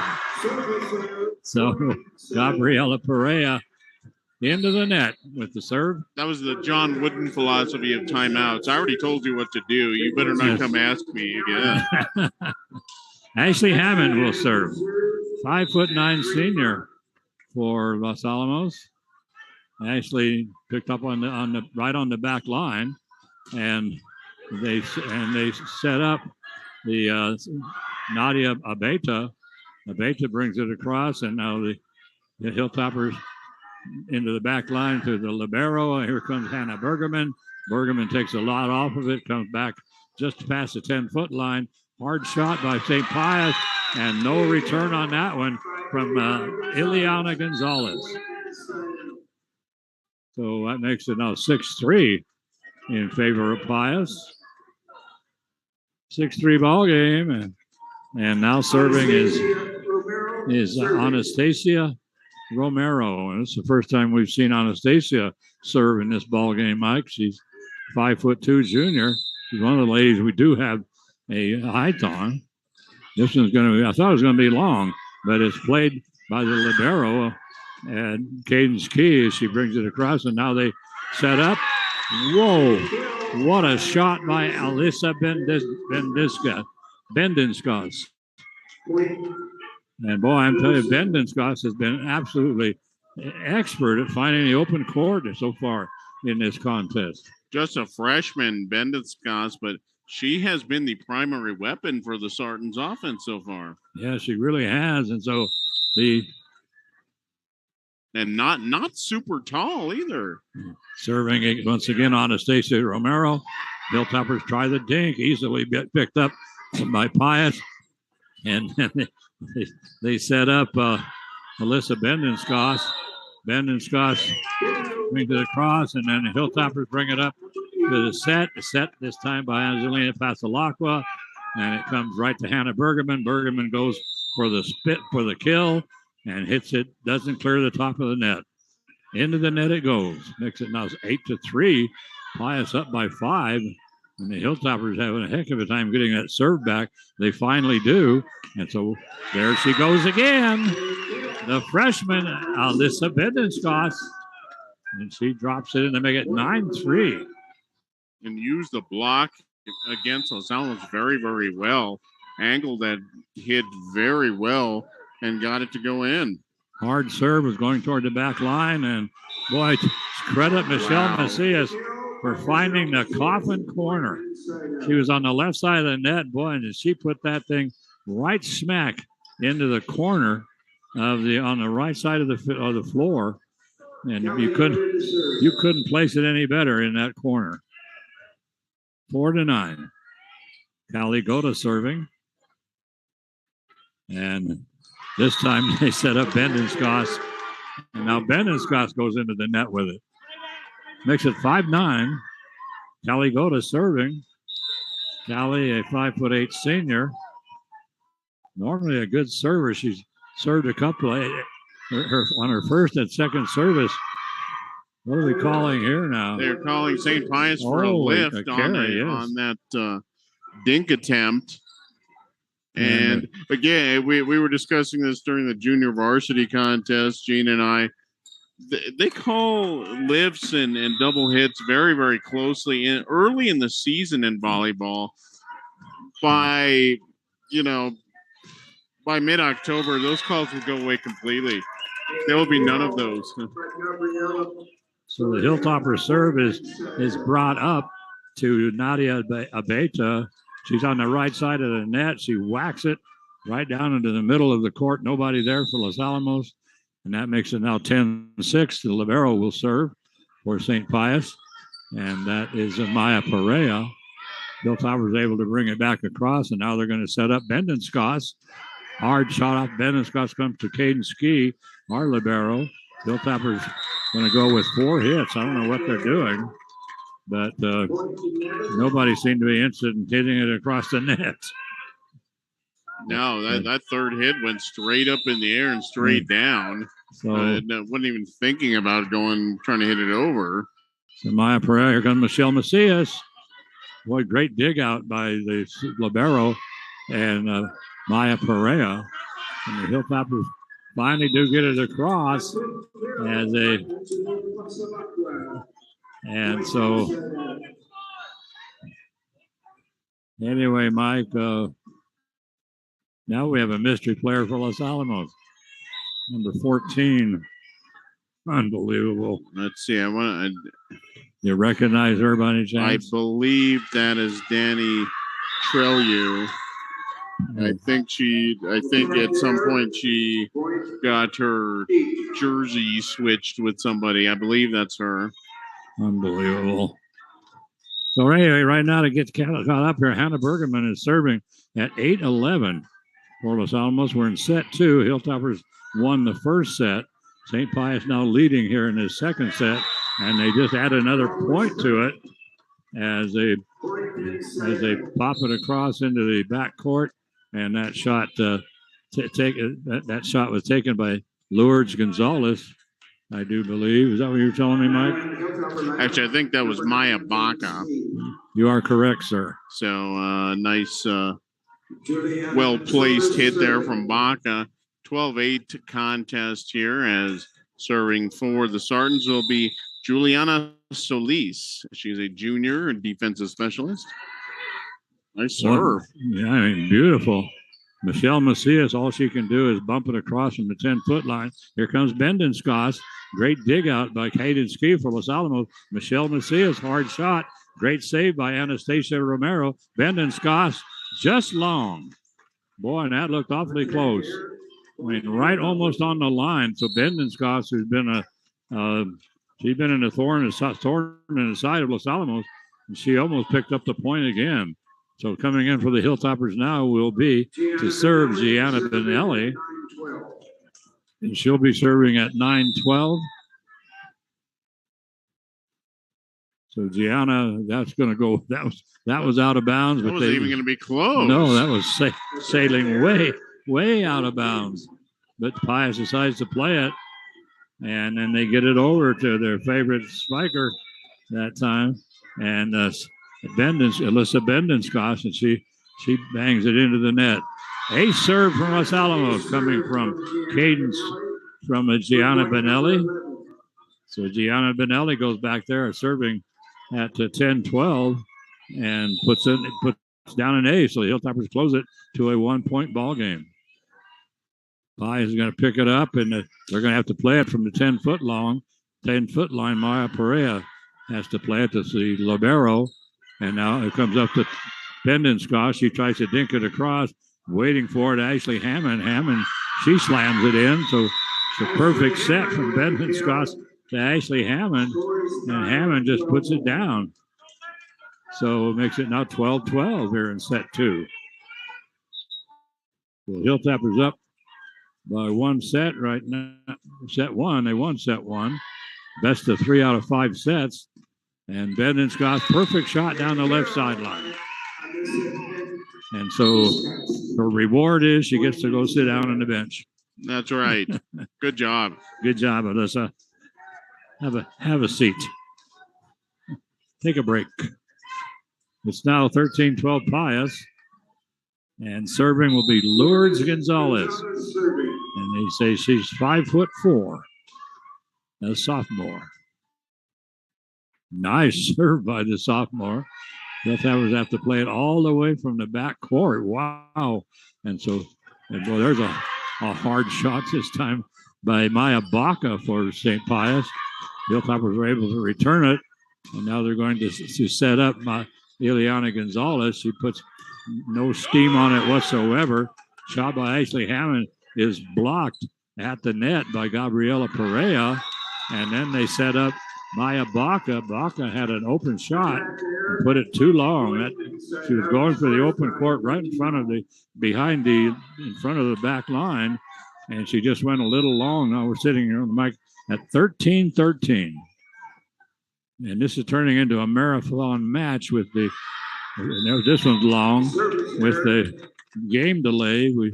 The jersey problem game delay, which went on forever. And St. Pius was pretty good about it, actually. Yeah, just didn't put up much of a stink. No, very nice. And it was again, I had never seen that before, that everybody had to leave and change jerseys, and then Los Alamos went and changed jerseys back. So they were in their original long sleeve whites. Oh, quick left-handed dink as they thought Gabriela Perea was going to set it. And she went up, and all of a sudden she just slapped it with the left hand, and she found right smack on the 10-foot line, wide open court, 15-13, St. Pius. Ashley Hammond whacks it off of Lourdes Gonzalez. They have to play it from the 10-foot line. That is Ileana Gonzalez. And now Callie Goda. What a shot by Callie. And Ileana Gonzalez once again. And they set it right smack up the top of the net.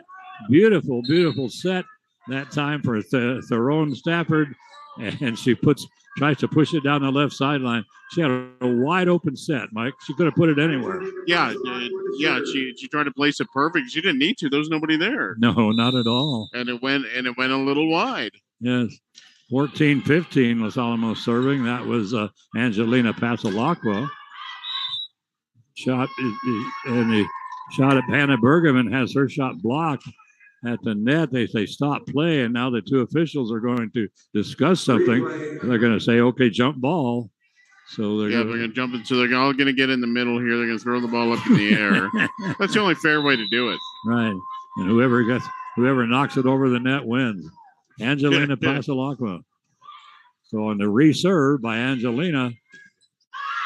Boy, nice. Hard hit by Aliana Gonzalez. Just a senior outside hitter. And boy, she whacked that thing. Callie Goda tried to block it for Los Alamos, and she ends up blocking it out of bounds. So right now it's 16-14, and we don't have a server. Now we do. Okay, here she comes. Ella Chavez. Ella Chavez will serve at 16-14. One set lead for Los Alamos right now, 1-0. I feel like we're in the fifth set here. I know, it's been a while. We're only halfway through set number 2. So there's a dink by Ileana Gonzalez, and so we're going to call another net violation by Los Alamos. I didn't see that either. No, I didn't either. So that's going to make it 17-14. What?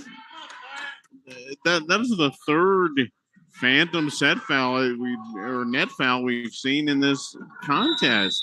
I don't know what they're looking at. I just noticed across the crowd on the other side, as somebody was complaining, and then they sent somebody over to talk to the crowd as the Hilltoppers get it up to Hannah Bergerman, and Bergerman with a little half shot right into the open court. But somebody was complaining about the kids over there in their tank tops. And so now all the kids have taken off their tank tops and gone back to their regular shirts. Because there's one thing you do not want in a sporting event. It's, fans caring about what's going on. Yeah, with you spirit. Do not want that. No spirit. Callie Goda. Whoa, that's long. Did she touch it? Boy, she had to do like a matrix thing to not touch it. I thought that clipped her, but I think she was indicating that she touched it. She did. She went up in the air. It looked like she touched it. And when they were trying to make the decision, which actually went long, the young lady, that was awesome, man. Got Lourdes Gonzalez. And she didn't make any bones about the fact she let everybody know she touched it.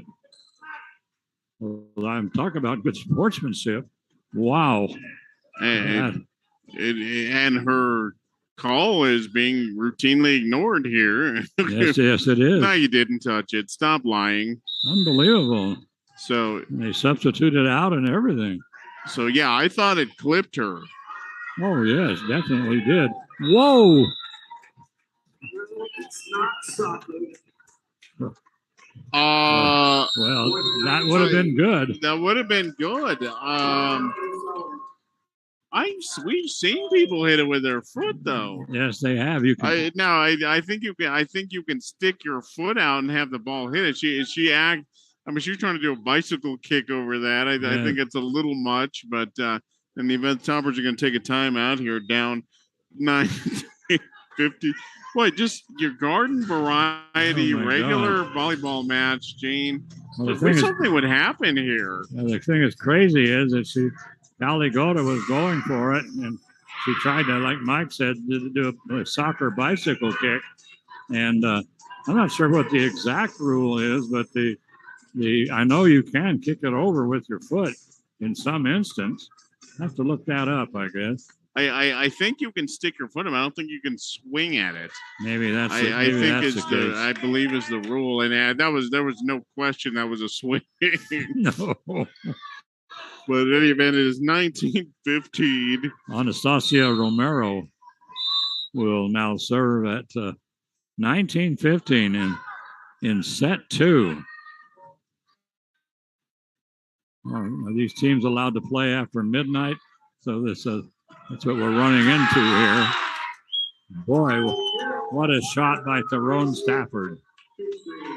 Tyrone Stafford got the set right in the middle of the net. And there was going to be no return on that thing. 20-15. Pius now up by 5.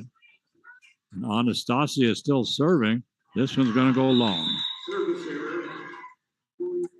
16-20. Hilltoppers will serve.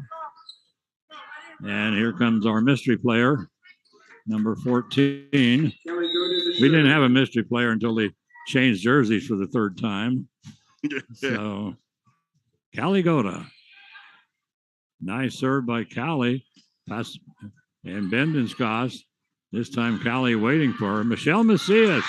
Hard shot by Michelle right into the attempted double block by Nadia Abeta and Tyrone Stafford as they both went up, but they could not stop the powerhouse from Michelle Macias. So the Hilltoppers close it to 17-20. Bendenskoss played it right at the back line by Caligota. They bring it up to Michelle Macias. Macias mishits. Yes, that's right. She mishit it, and it didn't go over. They had the girls up there ready to block. That was Nadia Abeta, but that thing hit the tape and didn't go over, so it makes it 21-17. Now Pius leading in this contest, and the Maya Perea will serve it up, and Hilltoppers can't return it. A lot of Hilltoppers on the floor, but the ball never came across the net.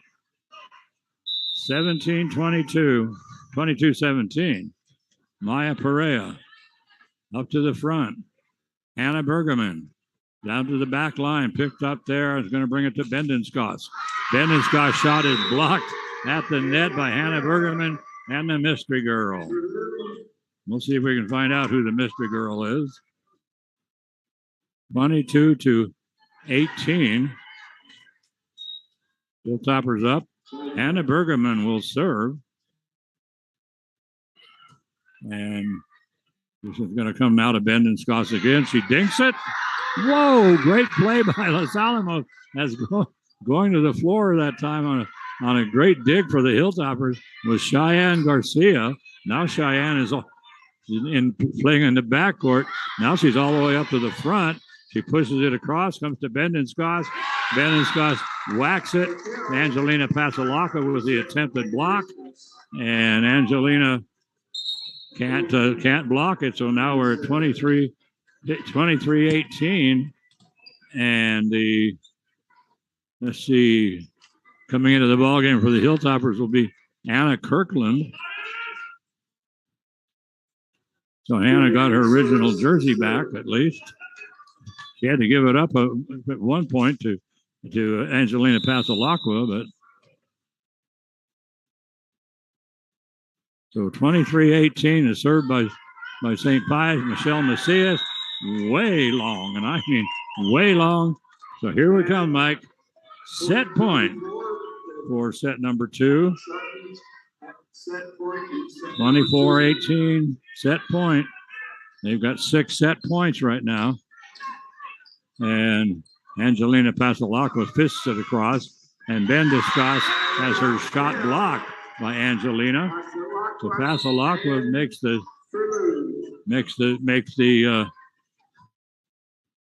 the block, and in comes Gianna Bonelli.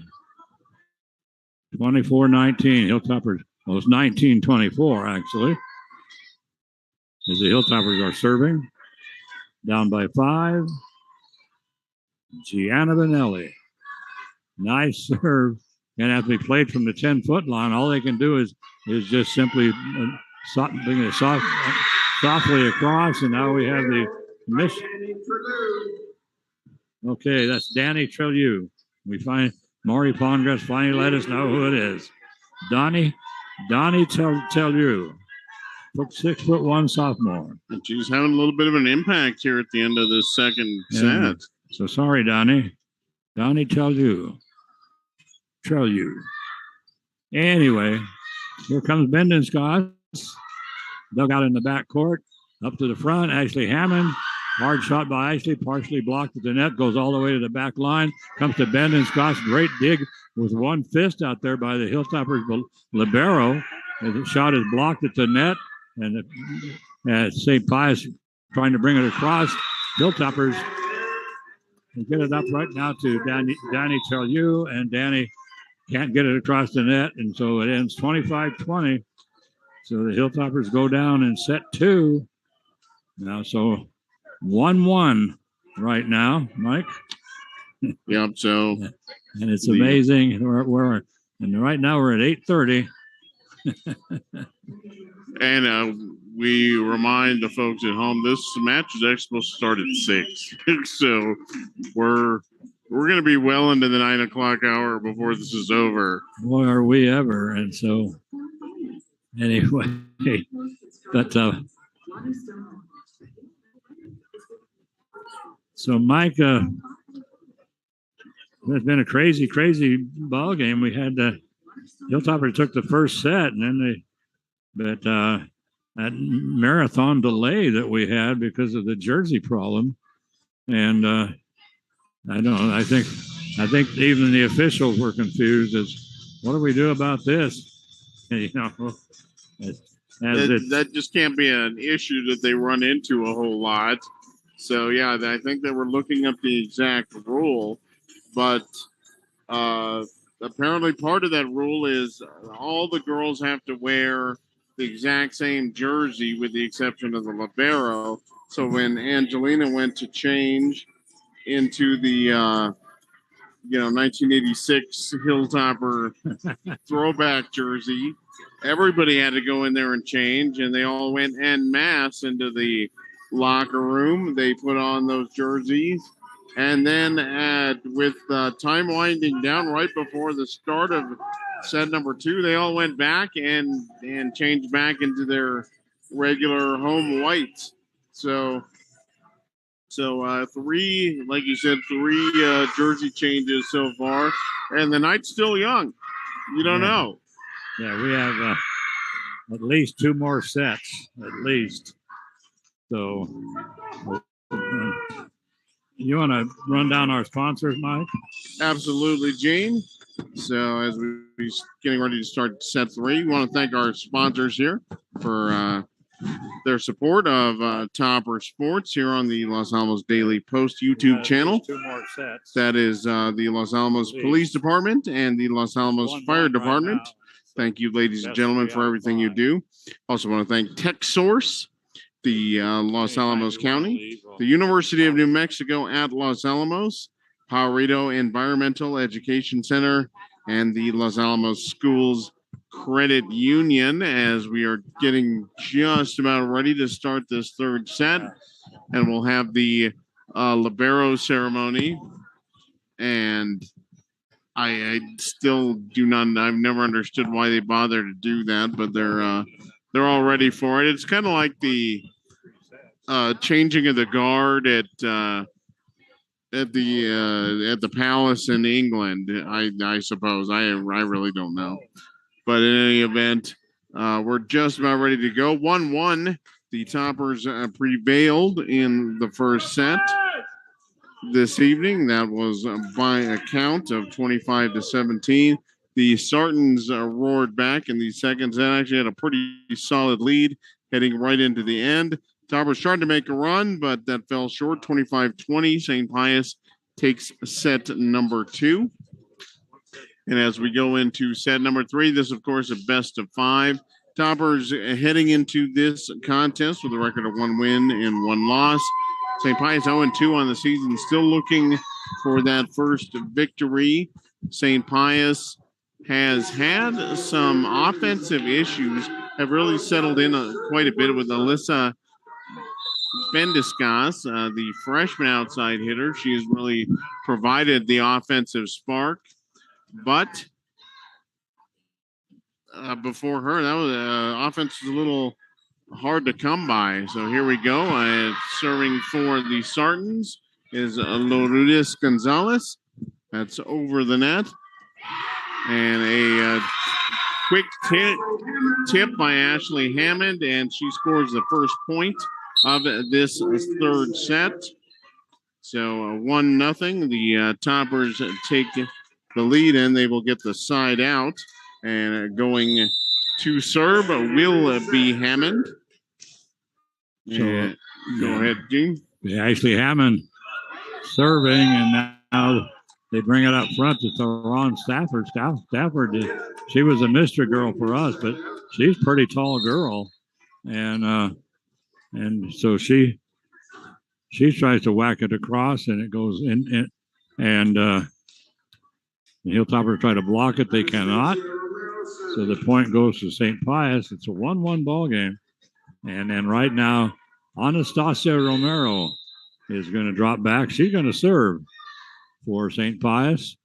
1 set apiece right now as Pius won the last one 25-20. What was the score on the first one, Mike?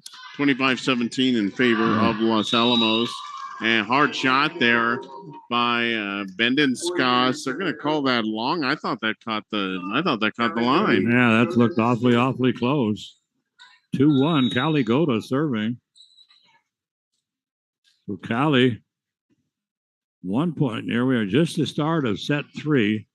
We're going to have at least 2 more sets, at least. Bendenskas, hard shot picked up by Callie on the back line up to Michelle Macias. Blocked at the net. Great block that time by Nadia Abeta. Nadia, great. I mean, she's quite the defensive girl up there. Almost blocks that one. Gets by her. Picked up by Ella Chavez. And Pius brings it across. Now the Hilltoppers are going to set up Hannah Bergerman way long. But they can thank Anastasia Romero for sticking her fist out. Hit her in the fist and then up hard against the wall. And that might have hit the wall on the fly if she just let it go. That wasn't anywhere close. No, it was not at all. Nadia Abeta gets the serve, gets the set, and she goes long. So right now the Hilltoppers up 4-1. Callie Goda back behind the line for Los Alamos. Callie done a good job of serving so far in this ball game. There's Bendiscas. Her shot is blocked by Hannah Bergerman. Now they're going to bring it over to Cheyenne Garcia, who will bring it across. A quick dink this time by Theron Stafford. And so Theron catches Los Alamos asleep. Theron was supposed to set it. And a lot of times these players, that's what they expect. So you see a lot of we've had some pretty good setters that, I mean, are really experts at picking up points that way. Served by St. Pius, comes to Bendenscas, Alyssa, back to the backcourt, Hannah Bergerman from the 10-foot line. And up it goes. Here comes Bendenscas.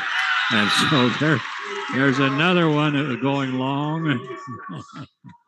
But now they can thank Candace Key for sticking her fist out. Wow. Neither one of those, the first shot that went long or that one by Bendiscon, those weren't going to be anywhere near the near in. Not at all. And they set up Solène Telliez. And Solène, boy, her shot blocked at the net. Great job that time at the net by Maya Baca.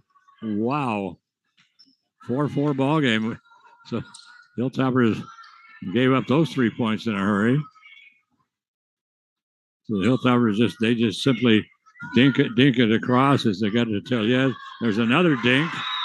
And whoa, I guess St. Pius is still playing it, but the dink came from Angelina Pazzalacqua.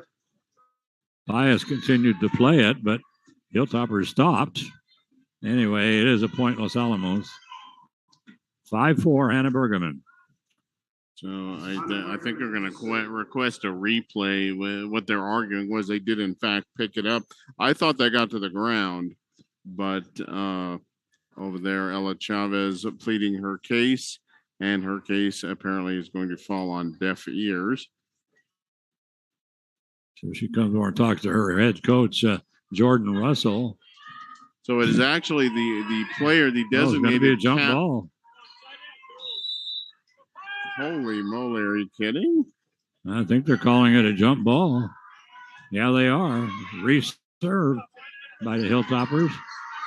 And, well, Solen Tellez, boy, give her credit for, a great two-handed push down right at the net.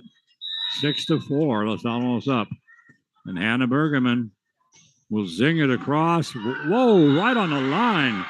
Beautiful, beautiful ace. Wow. That thing came across. It barely cleared the top of the net, and then suddenly just cut down right on the line over toward the right corner. Boy, that was a pretty they're having a serve. discussion about that. I don't. They switched the call here. What are we doing? They're saying it's out? I don't know what they're saying. The chair official indicated it was out. Yeah, I think they've switched the call, but what did they? How was that out? Yeah, how was it out? The line girl called it in. It was in, and so they've stopped playing. They're going to have a bunch of substitutions. They give the point to Pius. Whoa! Oh my goodness! That is not right. I'm sorry. 6-5, 5-6 now. Hilltoppers come to the back to Cadence Key. Key is going to have to just simply get it over to Cheyenne Garcia. All she can do is just pop it across from the 10-foot line. They set up a Linda Bendenskoss, and Bendenskoss, she ends up making Deanna Foster a bend-over player. I'm telling you, boy, she tried to get that thing, and she almost did a backflip. She had to go so far back. So St. Pius ties it up at 6-6. They get it now to Michelle Macias, and then Macias puts it, not once again, Michelle, very, very good at it. She, on the left side of the net, she puts it right over on the right sideline, and the Hilltoppers go up 7-6. And now serving for the Hilltoppers, Gianna Benelli. 7-6 ball game for right now. The Hilltoppers up. The Hilltoppers and Pius have split the first two sets. So we're going to have at least one more set after this. Whoa. Ashley Hammond, Mike. How about that? Wow. Boy, did she whack that thing. 5'9" senior. No return on that. No way, Jose. That might have been the best swing the Toppers have had put together this entire night. Oh, yeah, that was beautiful. Now up to Bendenskoss, and comes to the back line to Gianna Benelli, and they get it over to Ashley Hammond. And Ashley easily, boy, she got a big, huge smile on her face. Boy, she just pushed it into the open court right at the 10-foot line, and no problem whatsoever. Makes it 9-6 as the Hilltoppers serve. That comes, St. Pius having a lot of trouble with it. All they can do is just get it back across. Tellez, whoa! So yeah, I thought she had that one, but boy, as Maury Pongratz would say, attack error. Boy, it was an attack error, all right. It was a attack error long. And that was unfortunate because Solana had a really good look. St. Pius was not able to put a block up. Just her hit sailed on her, unfortunately. Yeah, it really did. Lourdes Gonzalez. Ball comes to the back line up to Ashley Hammond. Ashley's going to go long. So that makes it now 8-9. So I wonder if the toppers, after that big hit initially by Hammond, maybe got a little jazzed up and are over swinging, because the last couple haven't been very close. No, they haven't. Lures Gonzalez with the serve. Comes up to Tellez. Tellez takes a little bit off of it. Picked up by Pius over to Bendenscos. Bendenscos' shot is picked up by Ashley Hammond. Comes to all the way to the back line. Brought across there by Deanna Foster. And so Pius trying to play it back. And we're going to have 4 hits go against the Lady Sartans. So that's going to make it now 10-8. Hilltoppers up. Caden Ski, the libero, will serve. We're going to have another discussion here by the officials. Here we go. Jordan Russell jumped up off immediately after that call was made. I think she's arguing that it actually got over and was touched by Los Alamos. It absolutely 100% did not. It wasn't even particularly close. Yeah, I don't know what she's complaining about. She acted like she was indicating it was an illegal hit, but, well, whatever happened, Pius gets the point. So. No, I think they're reading. I think this is a jump ball. Another jump ball. God, here we Jeez, go. Make a definitive call. I've never seen three jump balls in a match before.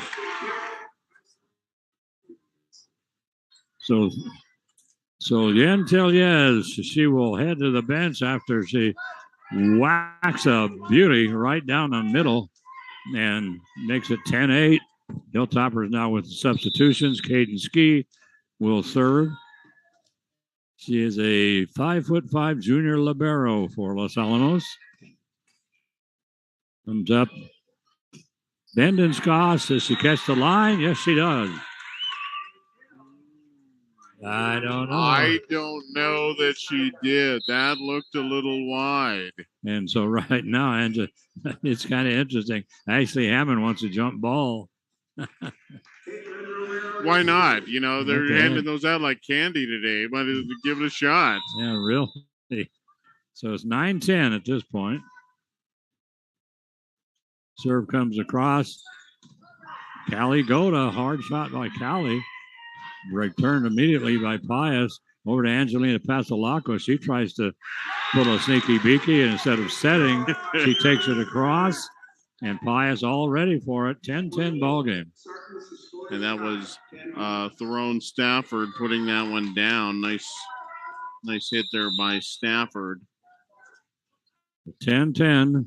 Formerly known as the Mystery Girl.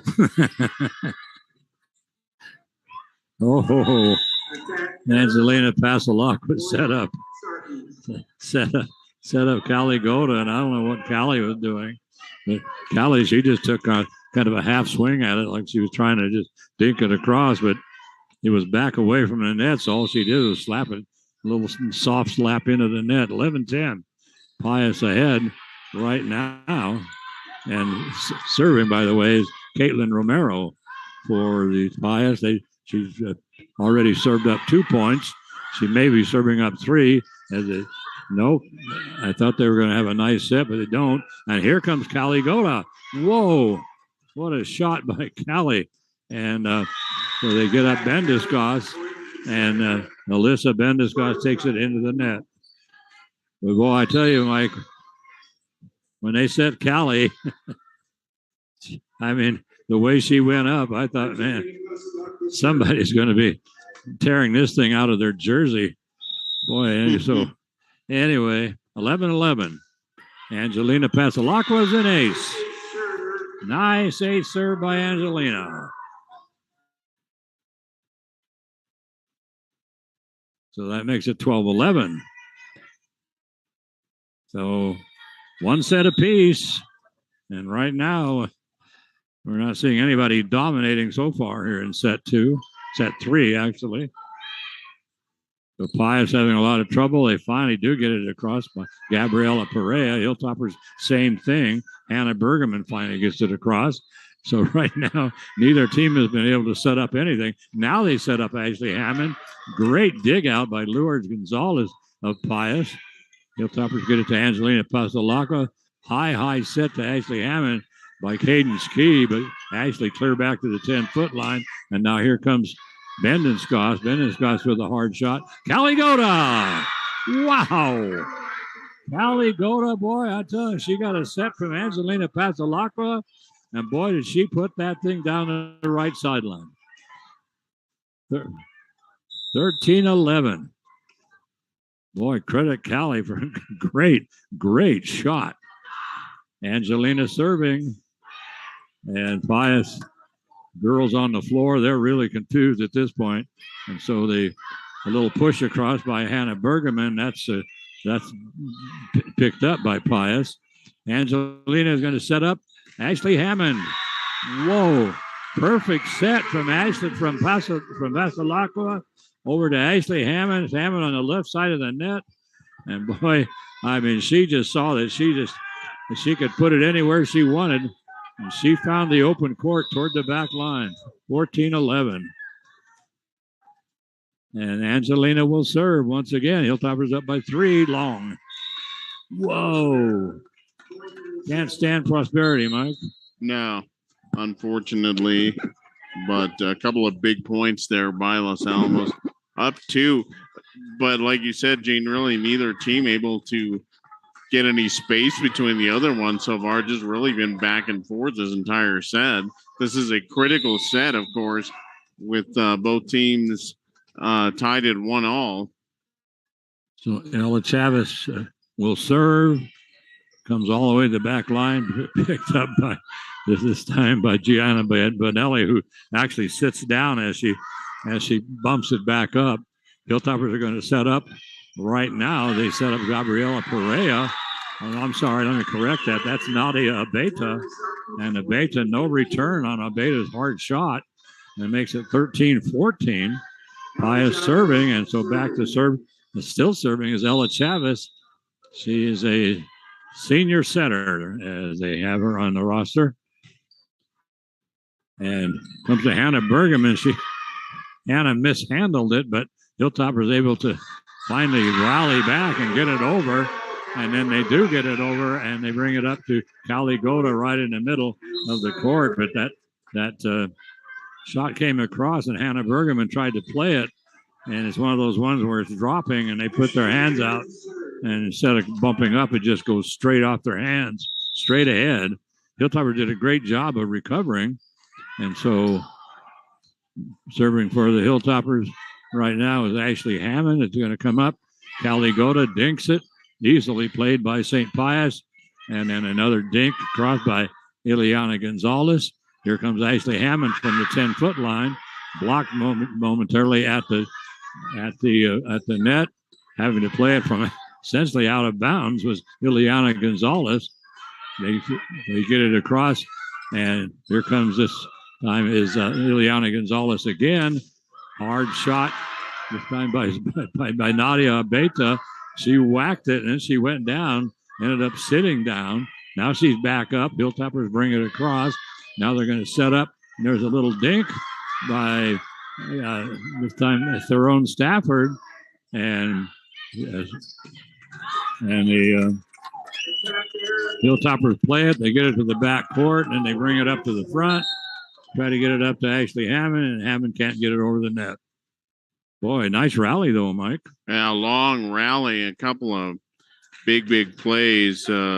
Gonzalez for the Sartans making a big save there. She was kind of on an island, bumped the ball backwards over her head to keep it alive.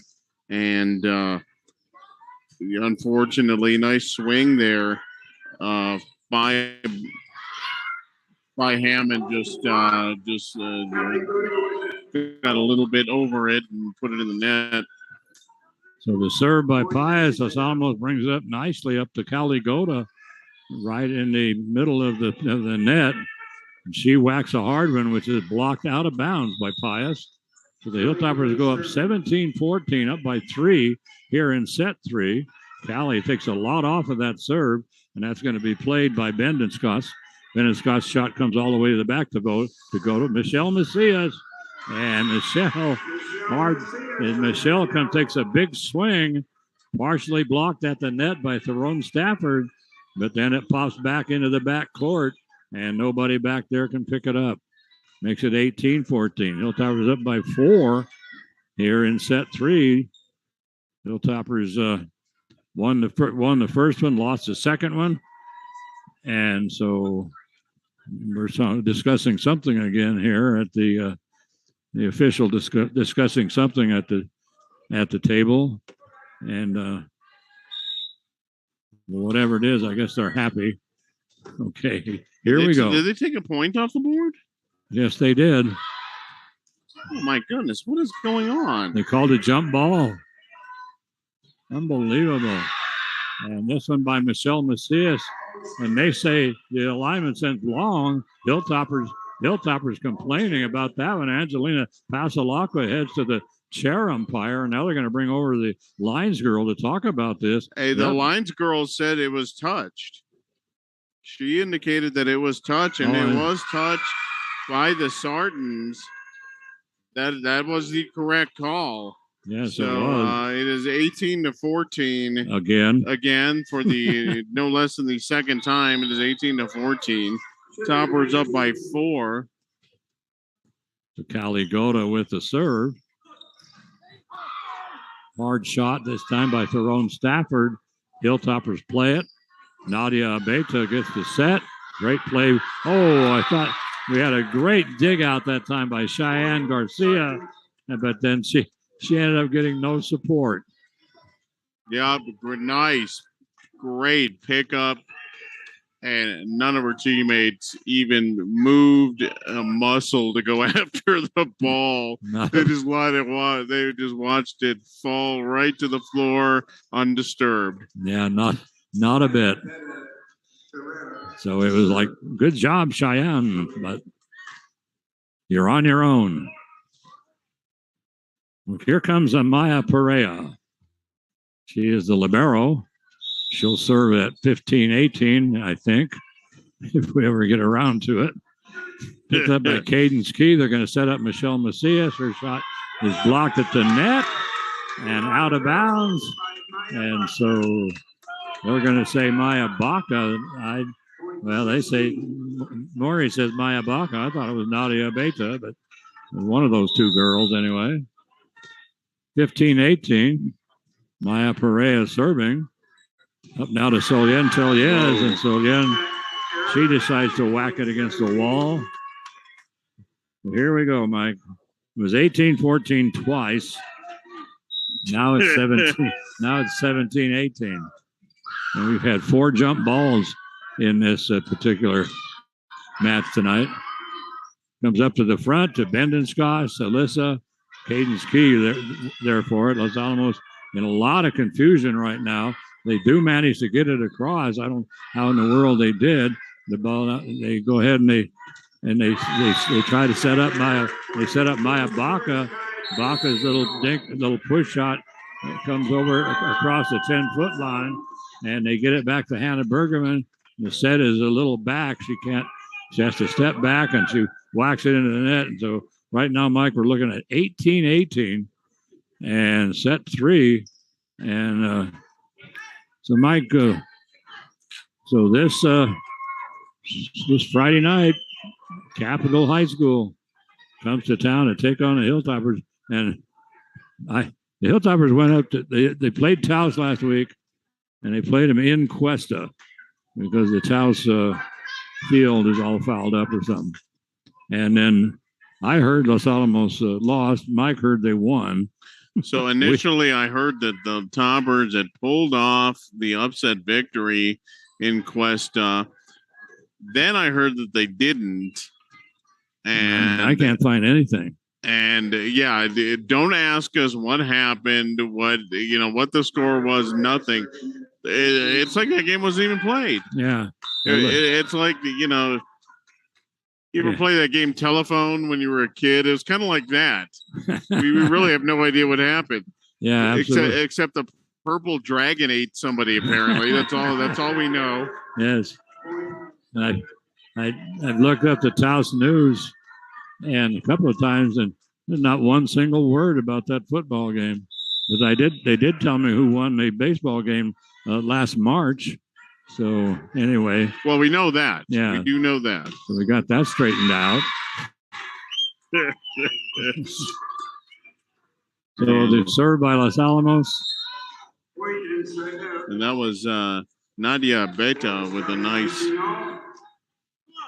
swing to put it. That one goes straight down off of an attempted topper block. It is 19-19.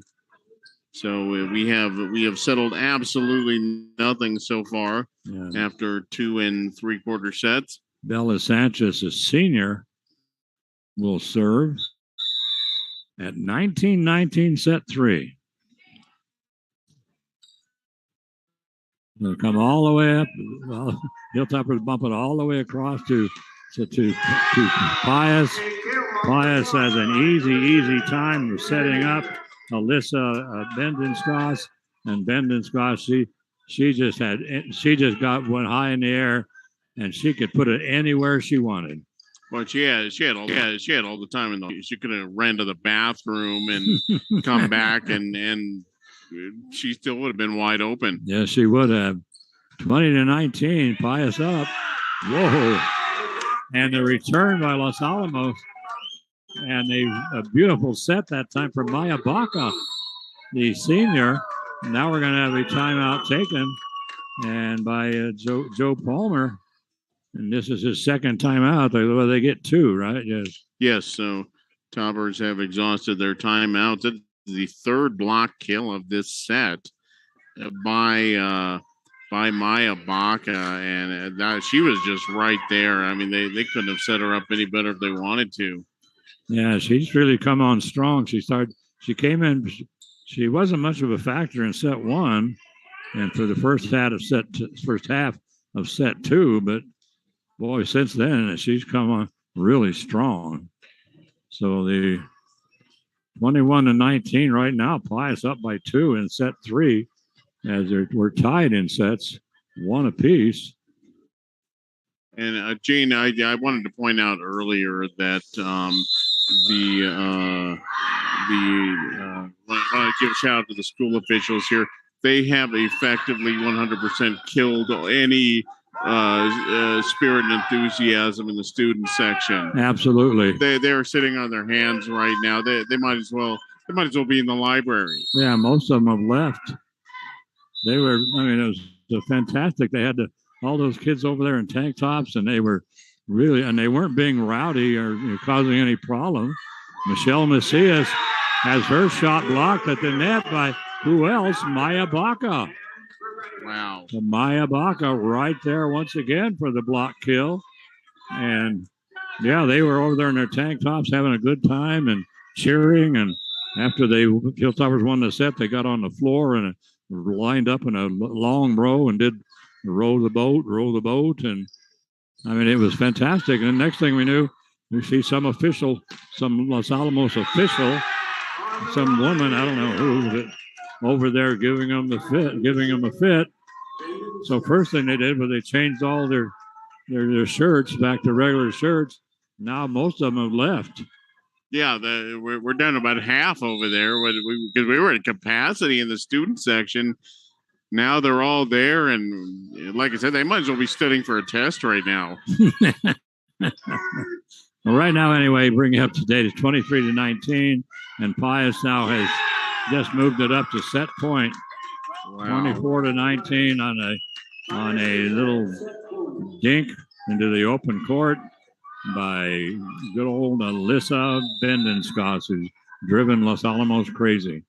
24-19, 5 set points right now. Whoop, and that's all. They only needed 1. And so that makes it 2-1. So the Hilltoppers, they're going to try to run this to 5 sets. And Pius wants to get it over in 1. It's 9:09 right now. Wow. And we've been here quite a while. Yeah, we got here. So this match is scheduled to start at 6. We've been doing this for a while. I can think of exactly two matches we've been to that started when they were supposed to in volleyball. So we knew it wasn't going to start at 6. But it did. All things considered, it wasn't horrible. It wasn't the worst off we've been, but we've just had delay after delay. Yes, we had the whole jersey situation for Los Alamos. They went and changed twice. And then, I mean, we got to the point now where almost every single call and every single play, one of the teams is upset about it. Yes. And is questioning the officials, and the officials, frankly, have not helped themselves. They are second guessing themselves right and left. We had 4 jump balls, which we've gone seasons. We've seen maybe 6 or 7. We've had 4 in this match. Yes. The officials have kind of lost control of this contest. Yeah, they really have. And there's been, like Mike said, it's the first couple of sets weren't so bad, but we got into that third set especially, and it seemed like everybody was challenging everything. And more often than not, the challenger was winning. Yes. So you've got to, sometimes even if you're not 100% sure that you're right, you just got to make the call. You got to call it. You got to call it like you see it. Yes. And every once in a while, you'll see it wrong. And Yes. I don't want to bash the officials. They have a very difficult job. They're doing, they do these games for peanuts. And then, and frankly, the sports would not exist without officials doing their job. Yeah, absolutely. So we don't want to go too far on this, but you've got to maintain control and you've got to make a call. And that has been an issue tonight. Yes, it has. But you got to give it a lot of credit. I'm telling you, the volleyball is not an easy sport to officiate at. I mean, all the crazy little things you have to watch for. And so right now, both the starting lineups are on the floor. And so here we go. So coming out for St. Pius will be Maya Baca. That's unusual. And her libero will go in. And Baca was kind of taking over the end of that set number 3. I think I'd ride her out for a little while. Yeah, a little bit. Now the Hilltopper, they're working on the Hilltopper starting lineup. They finally decided they're all there, so they're going to let Cadence Key come in for Solien Tellez. All right, and so like I said, it's like at Windsor Palace, the kind of the changing of the keys or whatever. Oh, yes, that ceremony. Changing nobody of the guard, really knows what it's for, but they do it every single night without fail. It's the same thing with the liberos. Exactly. There we go, and so they Hilltopper serving. They start off with Angelina Pasalacqua. Pius brings it up to Bendenskoff. She goes into the net. That makes it 1-0. Angelina ready again. Hits the net. All right. 1-1. So the service tonight, Mike, has been kind of up and down. Yeah, we've seen some fantastic serves. We've seen a couple of girls just really getting the groove. Anastasia Romero kind of got the Sarton sparked from the service line, and then we've seen some not very good ones. No, we haven't. So Pius serving at 1-1 and going to the floor. Great dig out that time by Ileana Gonzalez as they bring it across over to Ashley Hammond. Hammond, hard shot. Boy, and flying to the floor. I mean, flying to the floor that time was Bendenskoff. And, boy, I don't know how in the world she dug that thing out, but she certainly did. Hilltoppers are going to bring it across again. Blocked at the net by Theron Stafford. Great rally going right now as a hard shot by the Pius is picked up by Los Alamos. Ashley Hammond. And Hammond tries to go up against Gracie Petrie, and Petrie is just too much for her as she makes the block. Boy, oh boy, that was a good swing. That was a good block, too. Wow, that was and quite the rally. I think both teams know that there is a lot riding on this set. Yeah, 2-1. Well, there's a floater. Yeah. I mean, that thing, I don't understand. That thing just barely floated high. It was high, barely floated across the net, and the Hilltoppers could have done anything they wanted with it. So they set up Ashley Hammond, not a very good set, and Ashley can't get it across. And that should have been an easy play for Los Alamos. 3-1. Pius serving. And they're up 2-1 in this contest. Maya Baca has her shot blocked at the net. But that's going to sail out of bounds off of Los Alamos. And good effort there. I think that was Hannah Bergerman there.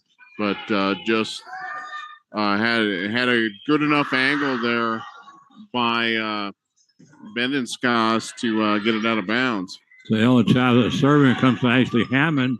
Her shot was blocked at the net by Gracie Petrie, but they can't get it across, and so the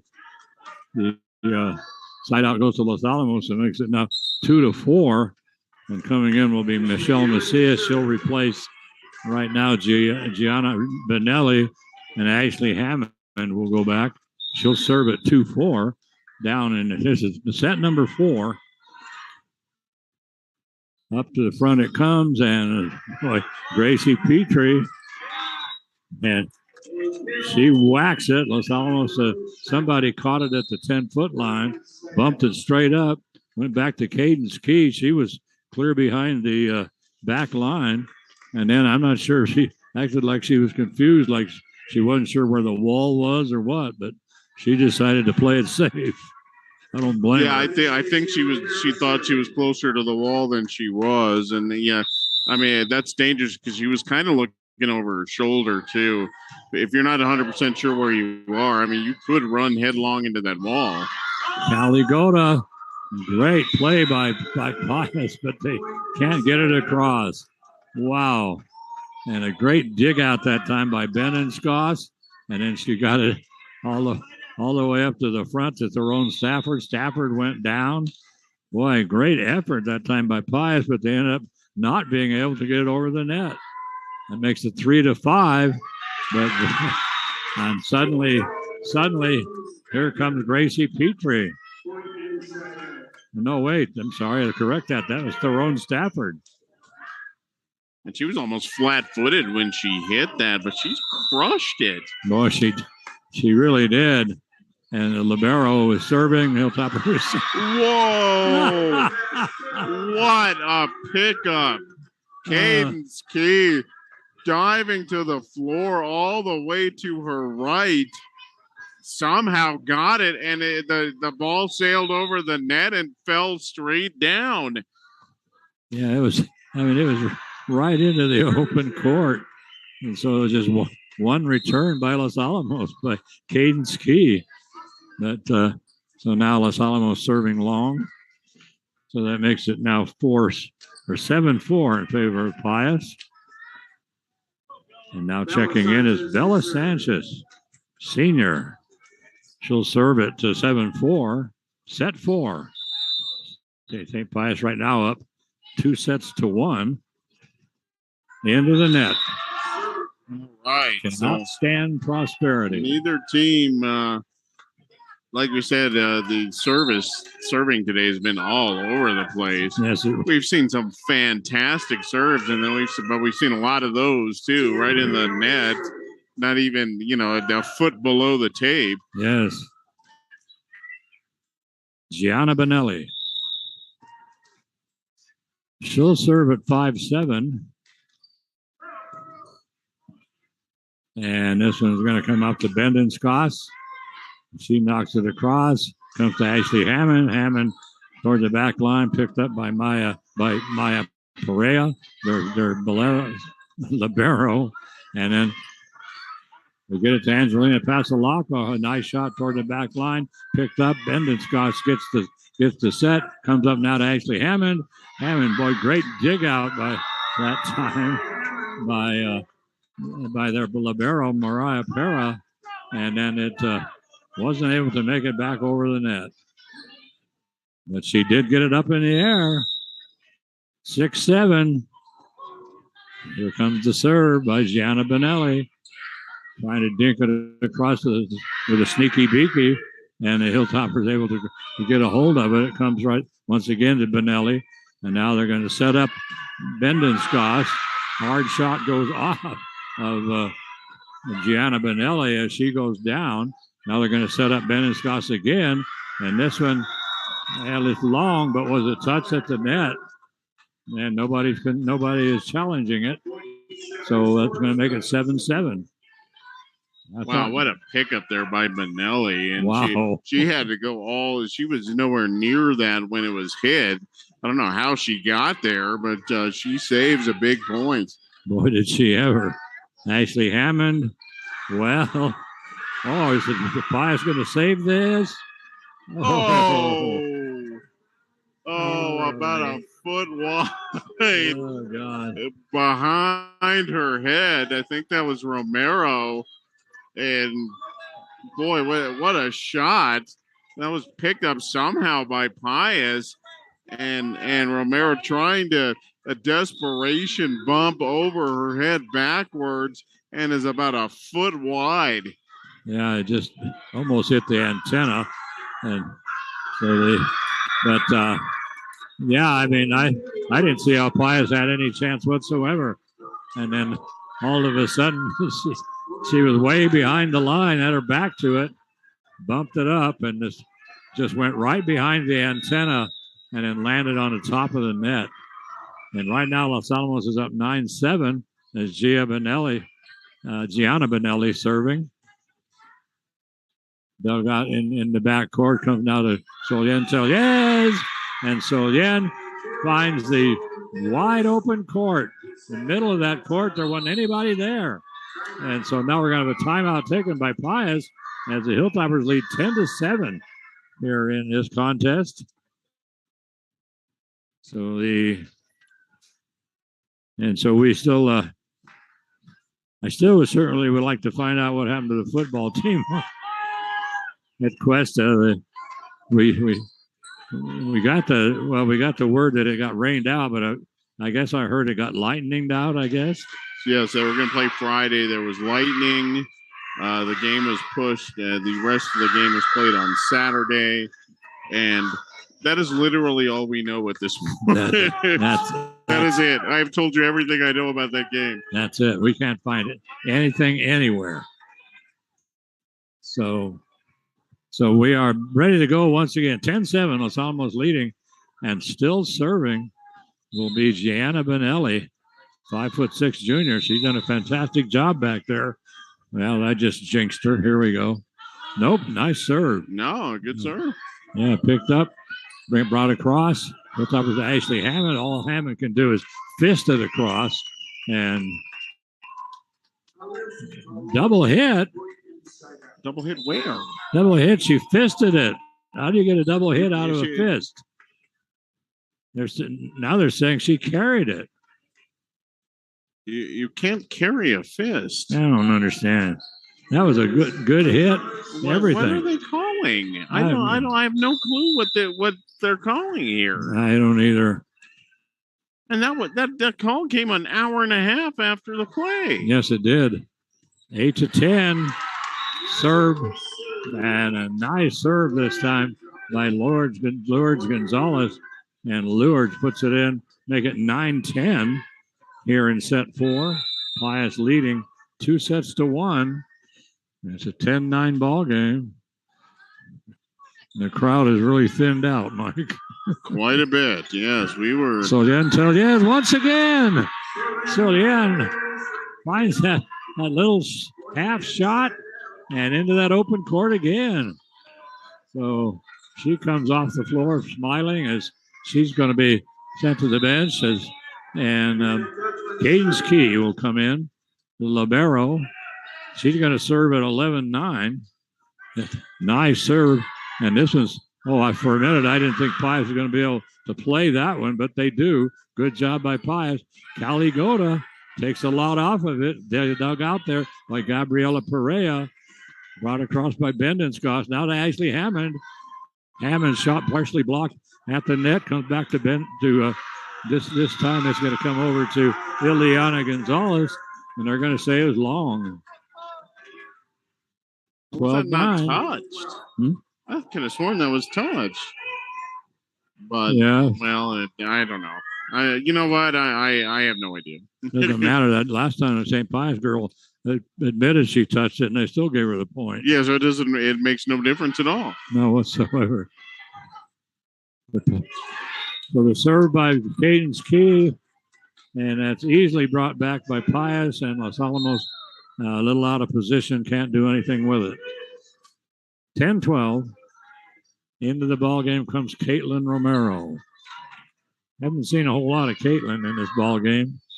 She's a defensive specialist. A lot of defensive specialists on the Pius team. Callie Goda. Her shot is blocked at the net by Theron Stafford. They're going to set up Theron. Hard shot by Theron comes right back to her. Los Alamos bumps it right back to her.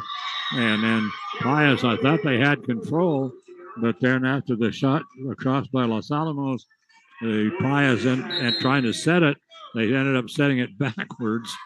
And so then they were on a completely out of position. They couldn't do anything. Tried to chase it down, couldn't do it. So here we go. Angelina Pasalacqua is now going to serve at 13-10. Long. Wow. Whoa.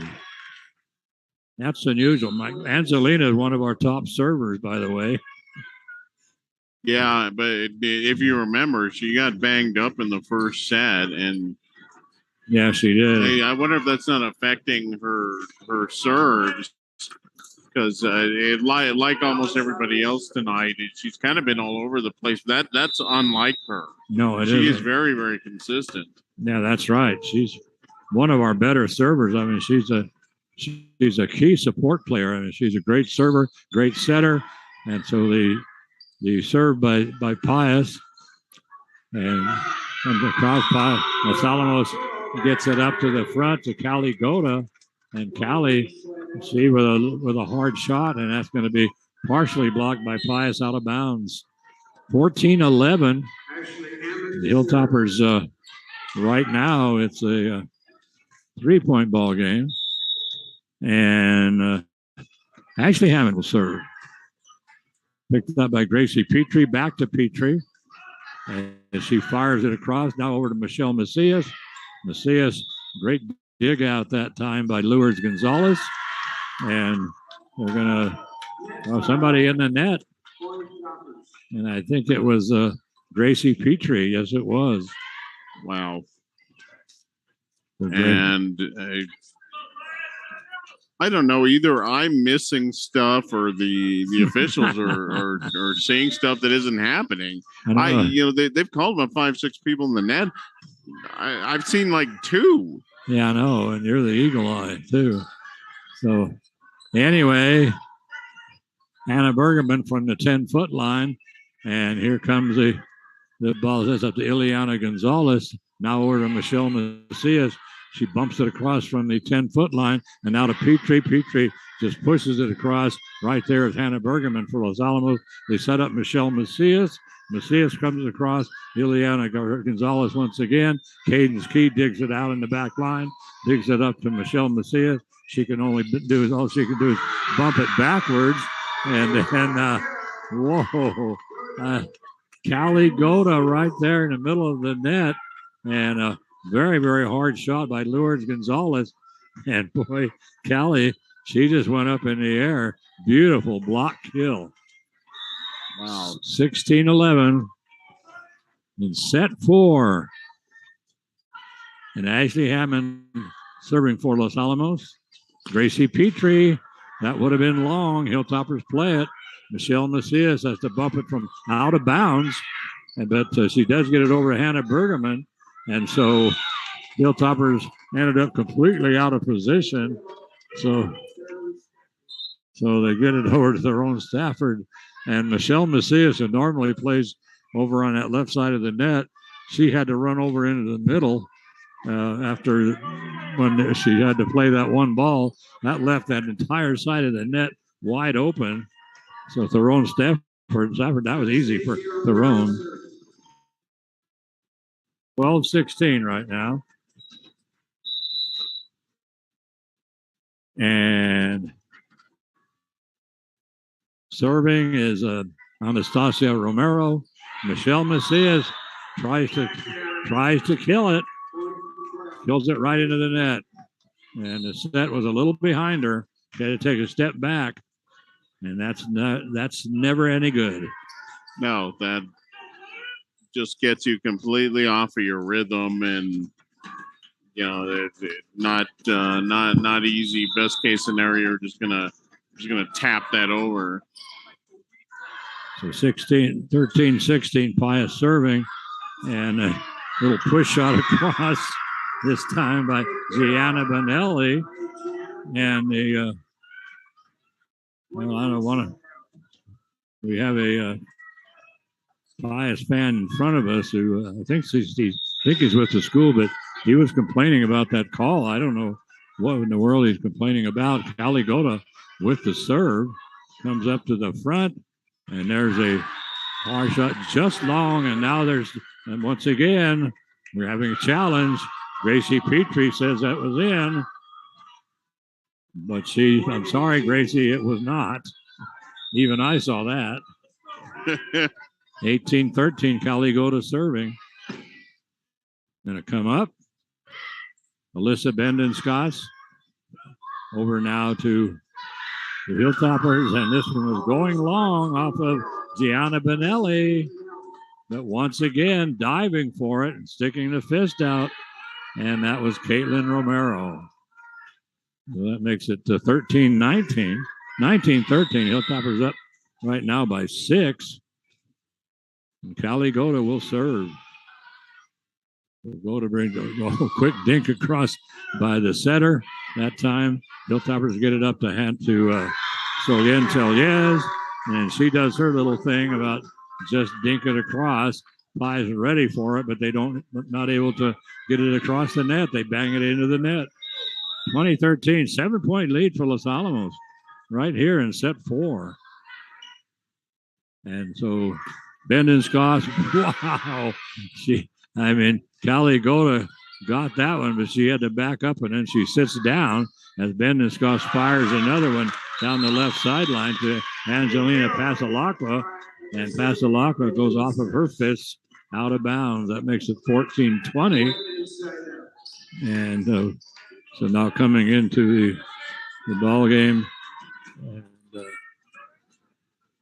checking in for St. Pius right now is Maya Baca. She's been out a little bit. Boy, she was a power in that last set. Server is their libero, Maya Perea.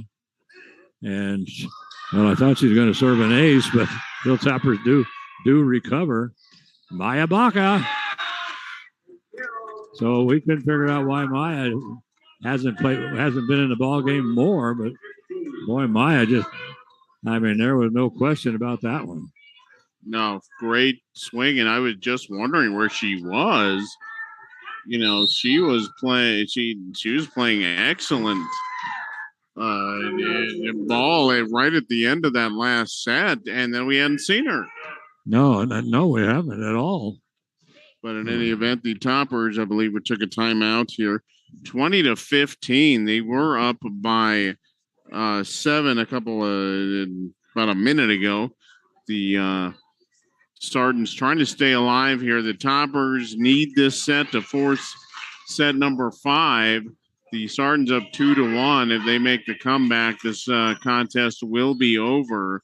So huge set here. There is a girl for the Sardins. That's Jalen Arnett. She is injured, And they keep every time they huddle up, they bring her in there, and she's got to be like assisted to go into the huddle. Yes, I don't think that's that great of an idea. No, then she has to be assisted to come back and sit down. I know how that feels.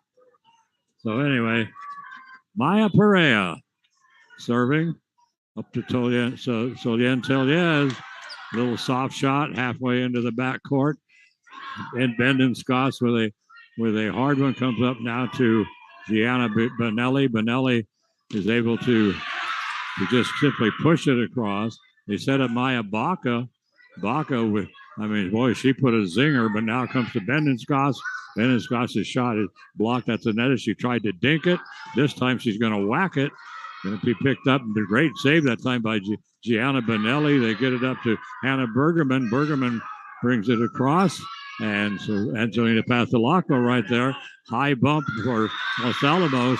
And they set up Gracie Petrie perfectly. Petrie had a wide open set. It was a perfect set from Los Alamos. And she can't get it across. Unbelievable. Boy, she couldn't have asked for a better ball than that. It was right at her. She went up. It looked just fine, and then she just kind of pulled it. Yeah, best set she's had all night. Bendon Scots whacks one from one side to the other. Comes to Gianna Bonelli. Bonelli takes it right into Gracie Petrie.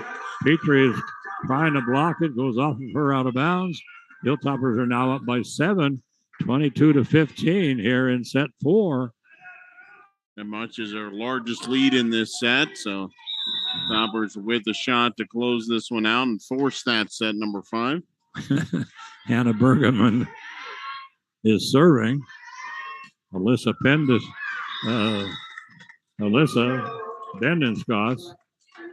And no return by Alyssa's hit. 16-22. Gracie Petrie now will come out of the ball game. That's a surprise. But Maya Baca is still in the ball game. But let's see, serving right now is going to be Bella Sanchez. 16-22. Set 4. Pius trying to close it out. Saved by Hilltoppers trying to force another set. Whoa, good shot that time by Gianna Bonelli as they set her up on the left side of the net. And boy, she just really clobbered that one. And trying to get to it that time was Alyssa Bendon, not a Bendon, it's got Anastasia Romero. She sticks a fist out. Hilltoppers go up by 7 once again, 23-16. Bonelli, nice serve. And he comes up to the net, blocked there by Solien Teliez. Now it's blocked by Angelina Pastelacqua. So they keep trying to dink it across. The Hilltoppers are right there. And Pastelacqua then pushes it across. Comes over now to Bendon Scots. And Bendon Scots is able to put it toward the back line. Makes it 17-23. And so it's a 6-point lead now for Los Alamos. A little confusion here as to who's going to sub in for Pius. They finally decide to send in Ileana Gonzalez along with Lourdes Gonzalez. Lourdes back to serve, but nice little rally here toward the end of the set here. And kind of anchored by Bonelli, who it hadn't gotten a whole lot into the office up to this point. No, she hadn't, but well, she sure came on strong here, I must say. So the serve by Pius comes to Ashley Hammond. Hammond, all she can do is bump it across, and there's that shot by Maya Baca. And the Hilltoppers, hard shot by the Hilltoppers down the right sideline. That's good. And so now we have a set point, 24-17. 7 set points for Los Alamos right now at 24-17. And here comes Cadence Key trying to close this out.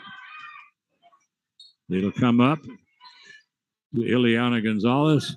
She can't do anything except just pop it across a little bit. They get it to Cali Goda. Goda tries to end this set. but she goes way long. So now it's 18-24, and we're having some substitutions here for Pius, and now dropping back to serve will be Maya Baca, so she's out of the front line right now. And it's 18-24. Hilltoppers have 6 set points at this point.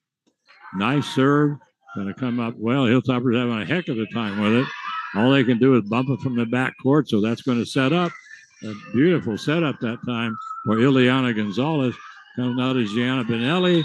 Benelli tried to take something off of it, and she hit it from the 10-foot line, and she hits it into the top of the net. So now we're going to have a timeout taken here. And so the Hilltoppers take their second timeout. 19-24, Mike. Pius is not going away easily. They're not going to slip back into Albuquerque in the dark and carry the victory trophy with them. Not yet. But that's right. They're sticking with it. But anyway, Mike, let's see. We went on the air at 6 o'clock and talked about the JV game went a little bit long, not ridiculously long. We got on, what was it, about 7:15, 7:20 maybe? Yeah, something like that. So we are now 2.5 hours. If Los Alamos picks up one more point, we're looking well past 10 o'clock. Oh yeah, it's been match has gone 2.5 hours so far. And this one's long, and that's it. So that will end set 4, and it's Los Alamos 2 and St. Pius 2, and we'll play one final set to 15. Now let's play 25. Why not? Yeah, we're already here. I mean, yeah, it's been so much fun. So all right. So the Toppers stay alive after the set 4 victory. Toppers won the first set, Gene, 25-17. Pretty convincing win in that first set for Los Alamos. Doing a lot of good things. St. Pius really did not get into the groove right away. The Sartans were able to kind of put things back together a little bit in set 2. They won that one 25-20. Then a solid third set. They won that 25-19.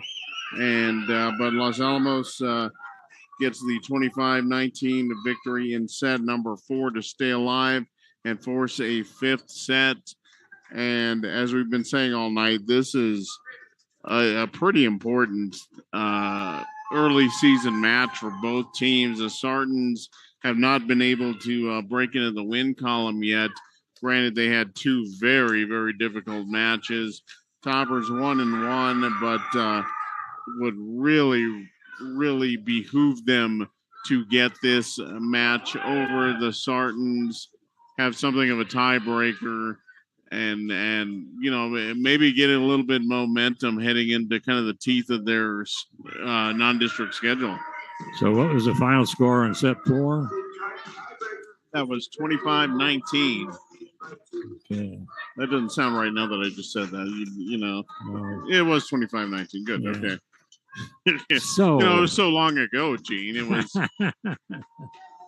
Well, all right.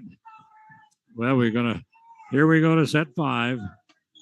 I told my daughter, I said, well, she was here for a while and she wanted to take off. She had some things to do. I said, well, we'll be here for a minimum of another hour. That was well over an hour ago, well over. Well, you were wrong. It's been a minimum. Yes. It did meet your minimum. So hopefully she's listening. She'll be back. Gene, I'm hoping for a quick set. I got to be honest with you. I'm hoping for a quick one here. Yeah, I know. So Los Alamos won the toss. They have elected to kick to start this 5th set. They will serve with Pasalacqua serving. Out of bounds. Boy, She went wide. I wonder if that early injury is affecting her. She is really just not. I mean, we've seen Angelina for a while, and she is usually on the top of her game, especially in a big match like this, and just has not. That's not the Angelina we're used to. Well, she's been starting since she was a freshman. She's an outstanding volleyball player. Hannah Bergerman has her shot blocked at the net, and then Ashley Hammond tries to push it across. It's blocked at the net by Ileana Gonzalez, and then Callie Goda takes it down the right sideline and picks up the point. So good front line right now for Los Alamos as we have Michelle Macias and Callie Goda up there and trying to pick up who that third girl is. But right now, Ashley Hammond will be back to serve. I think that might be Hannah Bergerman, but we'll have to check. Yes. Anyway, so Ashley Hammond's going to serve at 1-1. Nice serve, but Maya Baca right there for the Hilltoppers. And Ashley Hammond gets the set, and I don't know. It didn't look like it was blocked and didn't look like it went over. No, it did not. That should have been 4 hits. That should have been, and nobody caught it. No, that was not. That never got even close to the top of the net. No, it did not. I don't understand that. That was definitely 4 hits. But Los Alamos ends up getting the point. Ashley Hammond going to the floor is Nadia Abeta. And Abeta is able to get it up to Theron Stafford. Stafford with a little half shot comes down on the 10-foot line. And so it's now a 2-2 ball game. Set 4. This is set 5. 2 sets apiece. We play this one to 15. You got to win by 2.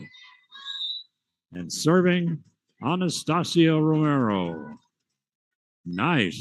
Cadence Key picks it up. Going to come over to Michelle Macias. And Macias takes a lot off of it. But right there for the block was beautiful. So it was Theron Stafford. But she was expecting a hard shot by Michelle.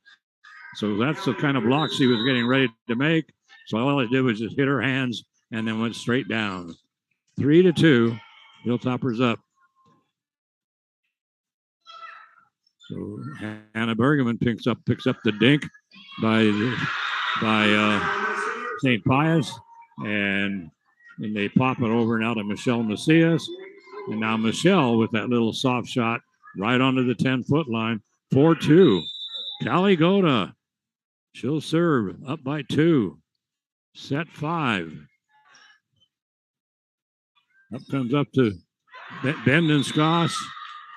And I think the official says it was touched. And there's nobody that could have possibly touched it. Nobody could have touched that. It was a clean hit down the left sideline. And out of bounds. There was no way anybody could touch it. And the line girl said nobody touched it. And Angelina Plasalacqua, the Toppers captain, she is livid. How in the world? I don't understand. There was nobody there to touch it. It was a clean hit down the left sideline. Unbelievable. Los Alamos should say now somebody touched it. That's going to make it 4-4 as the Hilltoppers return goes wide. But boy, I tell you, that was highway robbery. Michelle Macias. Now Michelle doesn't take the spike. She just, once again, a little bit off of it. This was touched by Los Alamos. That was clearly touched. And wow. And now they're saying it wasn't touched.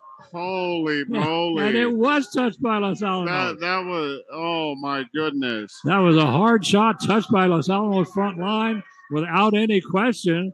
And it went long, and they're giving it back to Los Alamos.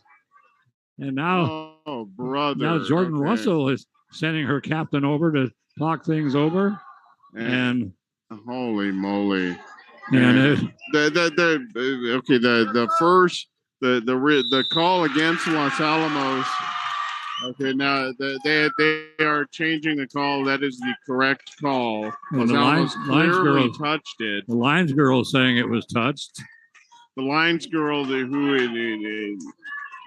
is the least experienced official, is the one that made the correct call. Yeah, and Angelina Pasalaka protesting again, and so they're going to give it over to Pius, and that is correct. The last call was not correct. That wasn't touched by Los Alamos, and now they serve, and Los Alamos was not in position. Unbelievable. They went ahead and let Pius serve, and Los Alamos was not set up in position. Holy mackerel. And Michelle Macias with a hard, she pushes it across. It's going to be knocked from the back line, comes to Cadence Key, and all the way across by Cheyenne Garcia. Now they're going to set up Bendenscos. Bendenscos brings it over, and now Solien Tellez. She dinks it across. Now she comes up. They're setting up this time Nadia Abeta. Hilltoppers block it. There's that dink. Angelina Pasalaka goes to the floor, and now it's a 6-4 ball game. And right now, this should definitely be a 5-5 ball game. But boy, I'm telling you, where some of these calls have come from these officials are beyond me. That one that the only one who called it touched was the official right in front of us, not the chair umpire, but the other one. And it was just a hit down the left sideline. There wasn't even a Hilltopper close to it, and he called it a touch. I can't for the life of me figure out what he thought he saw. And then immediately after, there was a clear touch by Los Alamos at the net, and apparently nobody saw it except the far lines girl. Yes, who made the correct call.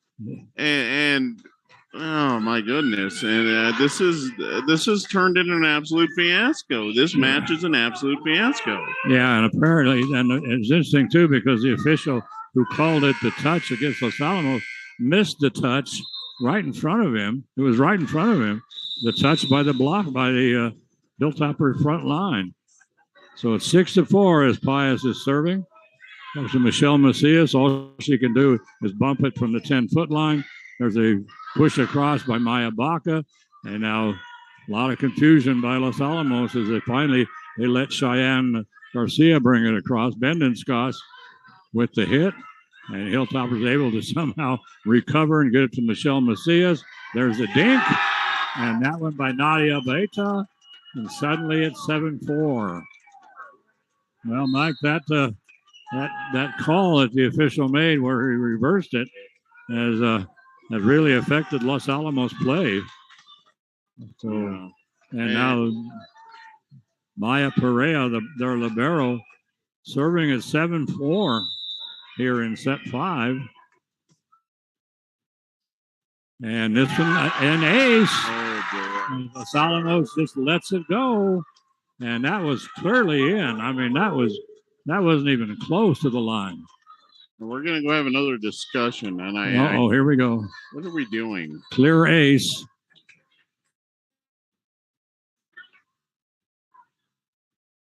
Jump ball.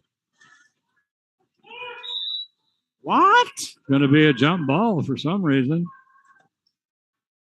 Well, I think we're having a reserve. I don't know.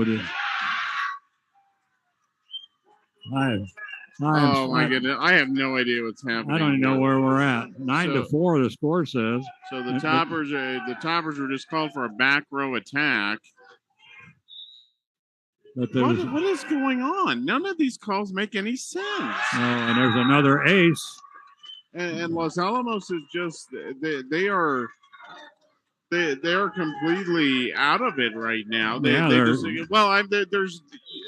no way to know what's going on right now. Well, they're completely out of sync. So it's going to be Cadence Key has to play it from the back court. Comes over to Bendenscos, and then her shot is blocked at the net by Ariana Martinez, and along with Hannah Bergerman. So those two come up with the double block kill. And that makes it now 5-10. And serving is Hannah Bergerman. Hilltoppers down by 5. Hard. And there goes Nadia Abeta. And Abeta right off of Hannah Bergerman. Makes it 11-5. And suddenly Pius they've come to life. Los Alamos is complete. I mean, they're discombobulated at this point. Out of sync. Yeah, they're out of rhythm. They're just mentally they're struggling right now. Joe Palmer is going to take a timeout. He should have taken a timeout like 3 points ago, frankly. Yes, he should have. So, and boy, oh boy, things are just quickly unraveling on the Topper side. But boy, yeah. This is the squirreliest volleyball match I think I may have ever seen. There is just nothing going on right now that makes any sense. None whatsoever. And 5 minutes to 10.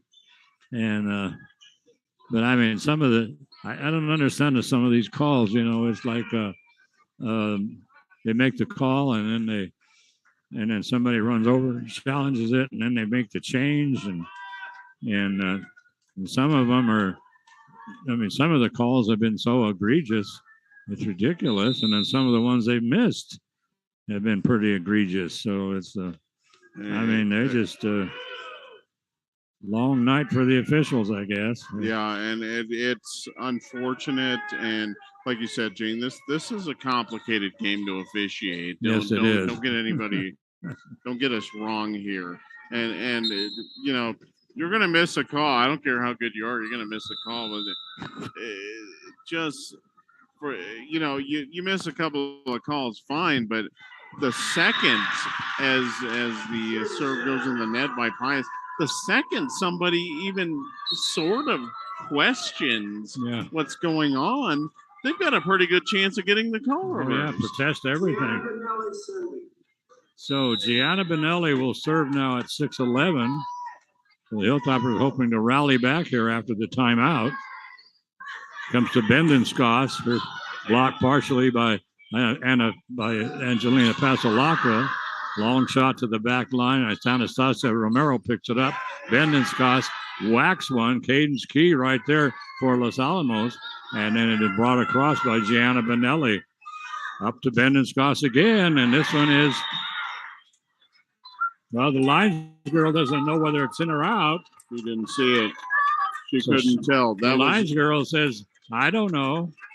I wonder if she wasn't blocked. So I got a pretty good look at it though, Gene. That did catch the corner, so that was in. I've not seen a definitive call yet. They're giving it to Pius. That is the correct call. That ball was in right at the corner. Okay. But I didn't see much of a call in it for anybody. No, nothing. 12-6. And the Hilltoppers were really lucky to get that one back across. So the Hilltoppers right now, Ashley Hammond for Los Alamos going to the floor. Maya Perea gets us not to Bendenskos. No, not Bendenskos. It's going to be Ileana Gonzalez. And Gonzalez, right now, Mike, Hilltoppers are in trouble. 6-13, first team to 15 by 2 wins this one. And so serving, it'd be Lourdes Gonzalez. Serves it into the net. All right, so 13-7. So yeah, let's have a couple of net serves here. Yes. Why not? Let's shake things up a bit. Yes, Cadence Key. Libero for Los Alamos. Nice serve. Great play by Pius. But the Pius having trouble getting it across. And we're going to have a double hit by Pius. So a double hit by Pius makes it 8-13. And Cadence Key will serve once again. Not over yet. No, down by 5. Strange calls in this particular third set. Ileana Gonzalez puts a lot on it. Ashley Hammond. Well, great play in the backcourt by Lourdes Gonzalez. Comes over now to Ileana Gonzalez. And the young lady says it's in. That's a different lines person over there. Totally. That is not the one.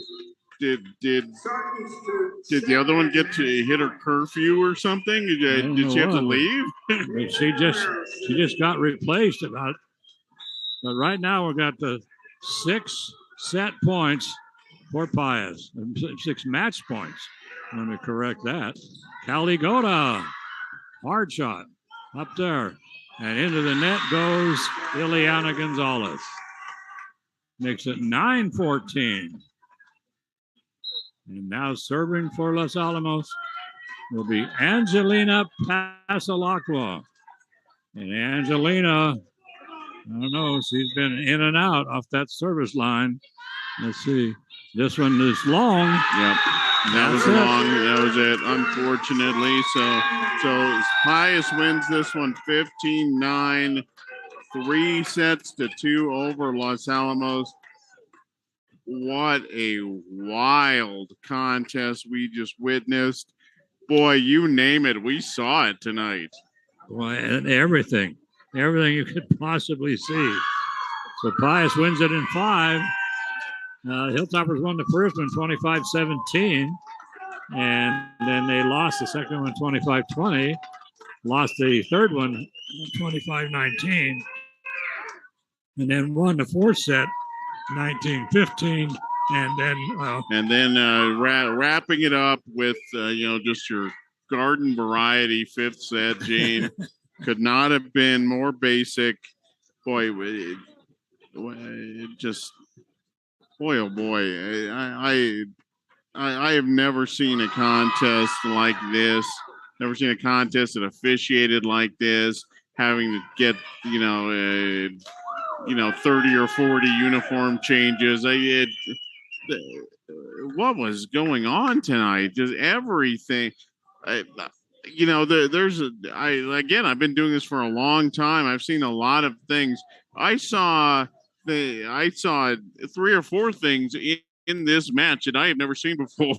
Yes, absolutely. And then the officials, bless them and bless all that they do.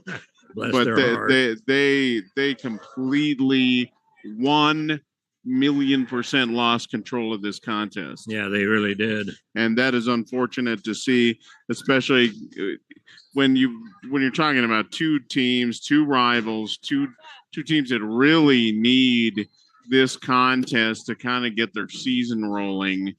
And to have that that kind of job, that was just very, very unfortunate. Yeah, it really was.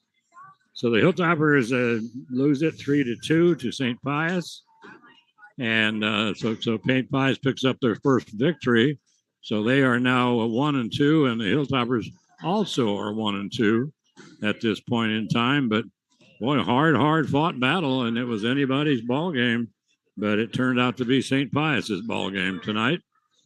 So Mike will be back on the air on Friday night as the Hilltopper boys football team plays Capital, and I have to interview Garrett before the game. So, well, you've already got all the background you need to talk to him about. Coach, third quarter, second down and 8. What happened? What happened here? Yes. No, we know nothing. We are fairly certain Taos won, but Yes. that is that I don't even know if that's set in stone, to be honest with you. Yeah, exactly. So, but in any event, we will be back on Friday. Looking forward to that one. Los Alamos Capital, great. 2 very well matched programs that have a little axe to grind with one another, and we've seen some classic Los Alamos Capital battles. I'm certain we're going to see another one on Friday. Yeah, so we sure are, and so come on out and support the Toppers here at the Sullivan Field, and if you can't make it, be sure to tune in to Los Alamos Daily Post and get on the Daily Post, get on their website, and then find the logo, Los Alamos logo. That'll send you right to the Daily Post YouTube channel, and right to us, to me, Gene Mortensen, and to my buddy Mike Mays. So anyway, Mike, that's going to do it for us. The final score 3-2 favor of Pius over Los Alamos in a marathon match. And so have a great evening, everybody, and you can make it a better evening. Have a great tomorrow. You can even better tomorrow. All you got to do is put a little love in your heart. Don't forget to hug that penguin, but the most important thing you can always do is just be excellent to each other. And night-night, sweetie pie. I love you, honey. Miss you a lot, sweetie pie. Bye-bye, everybody.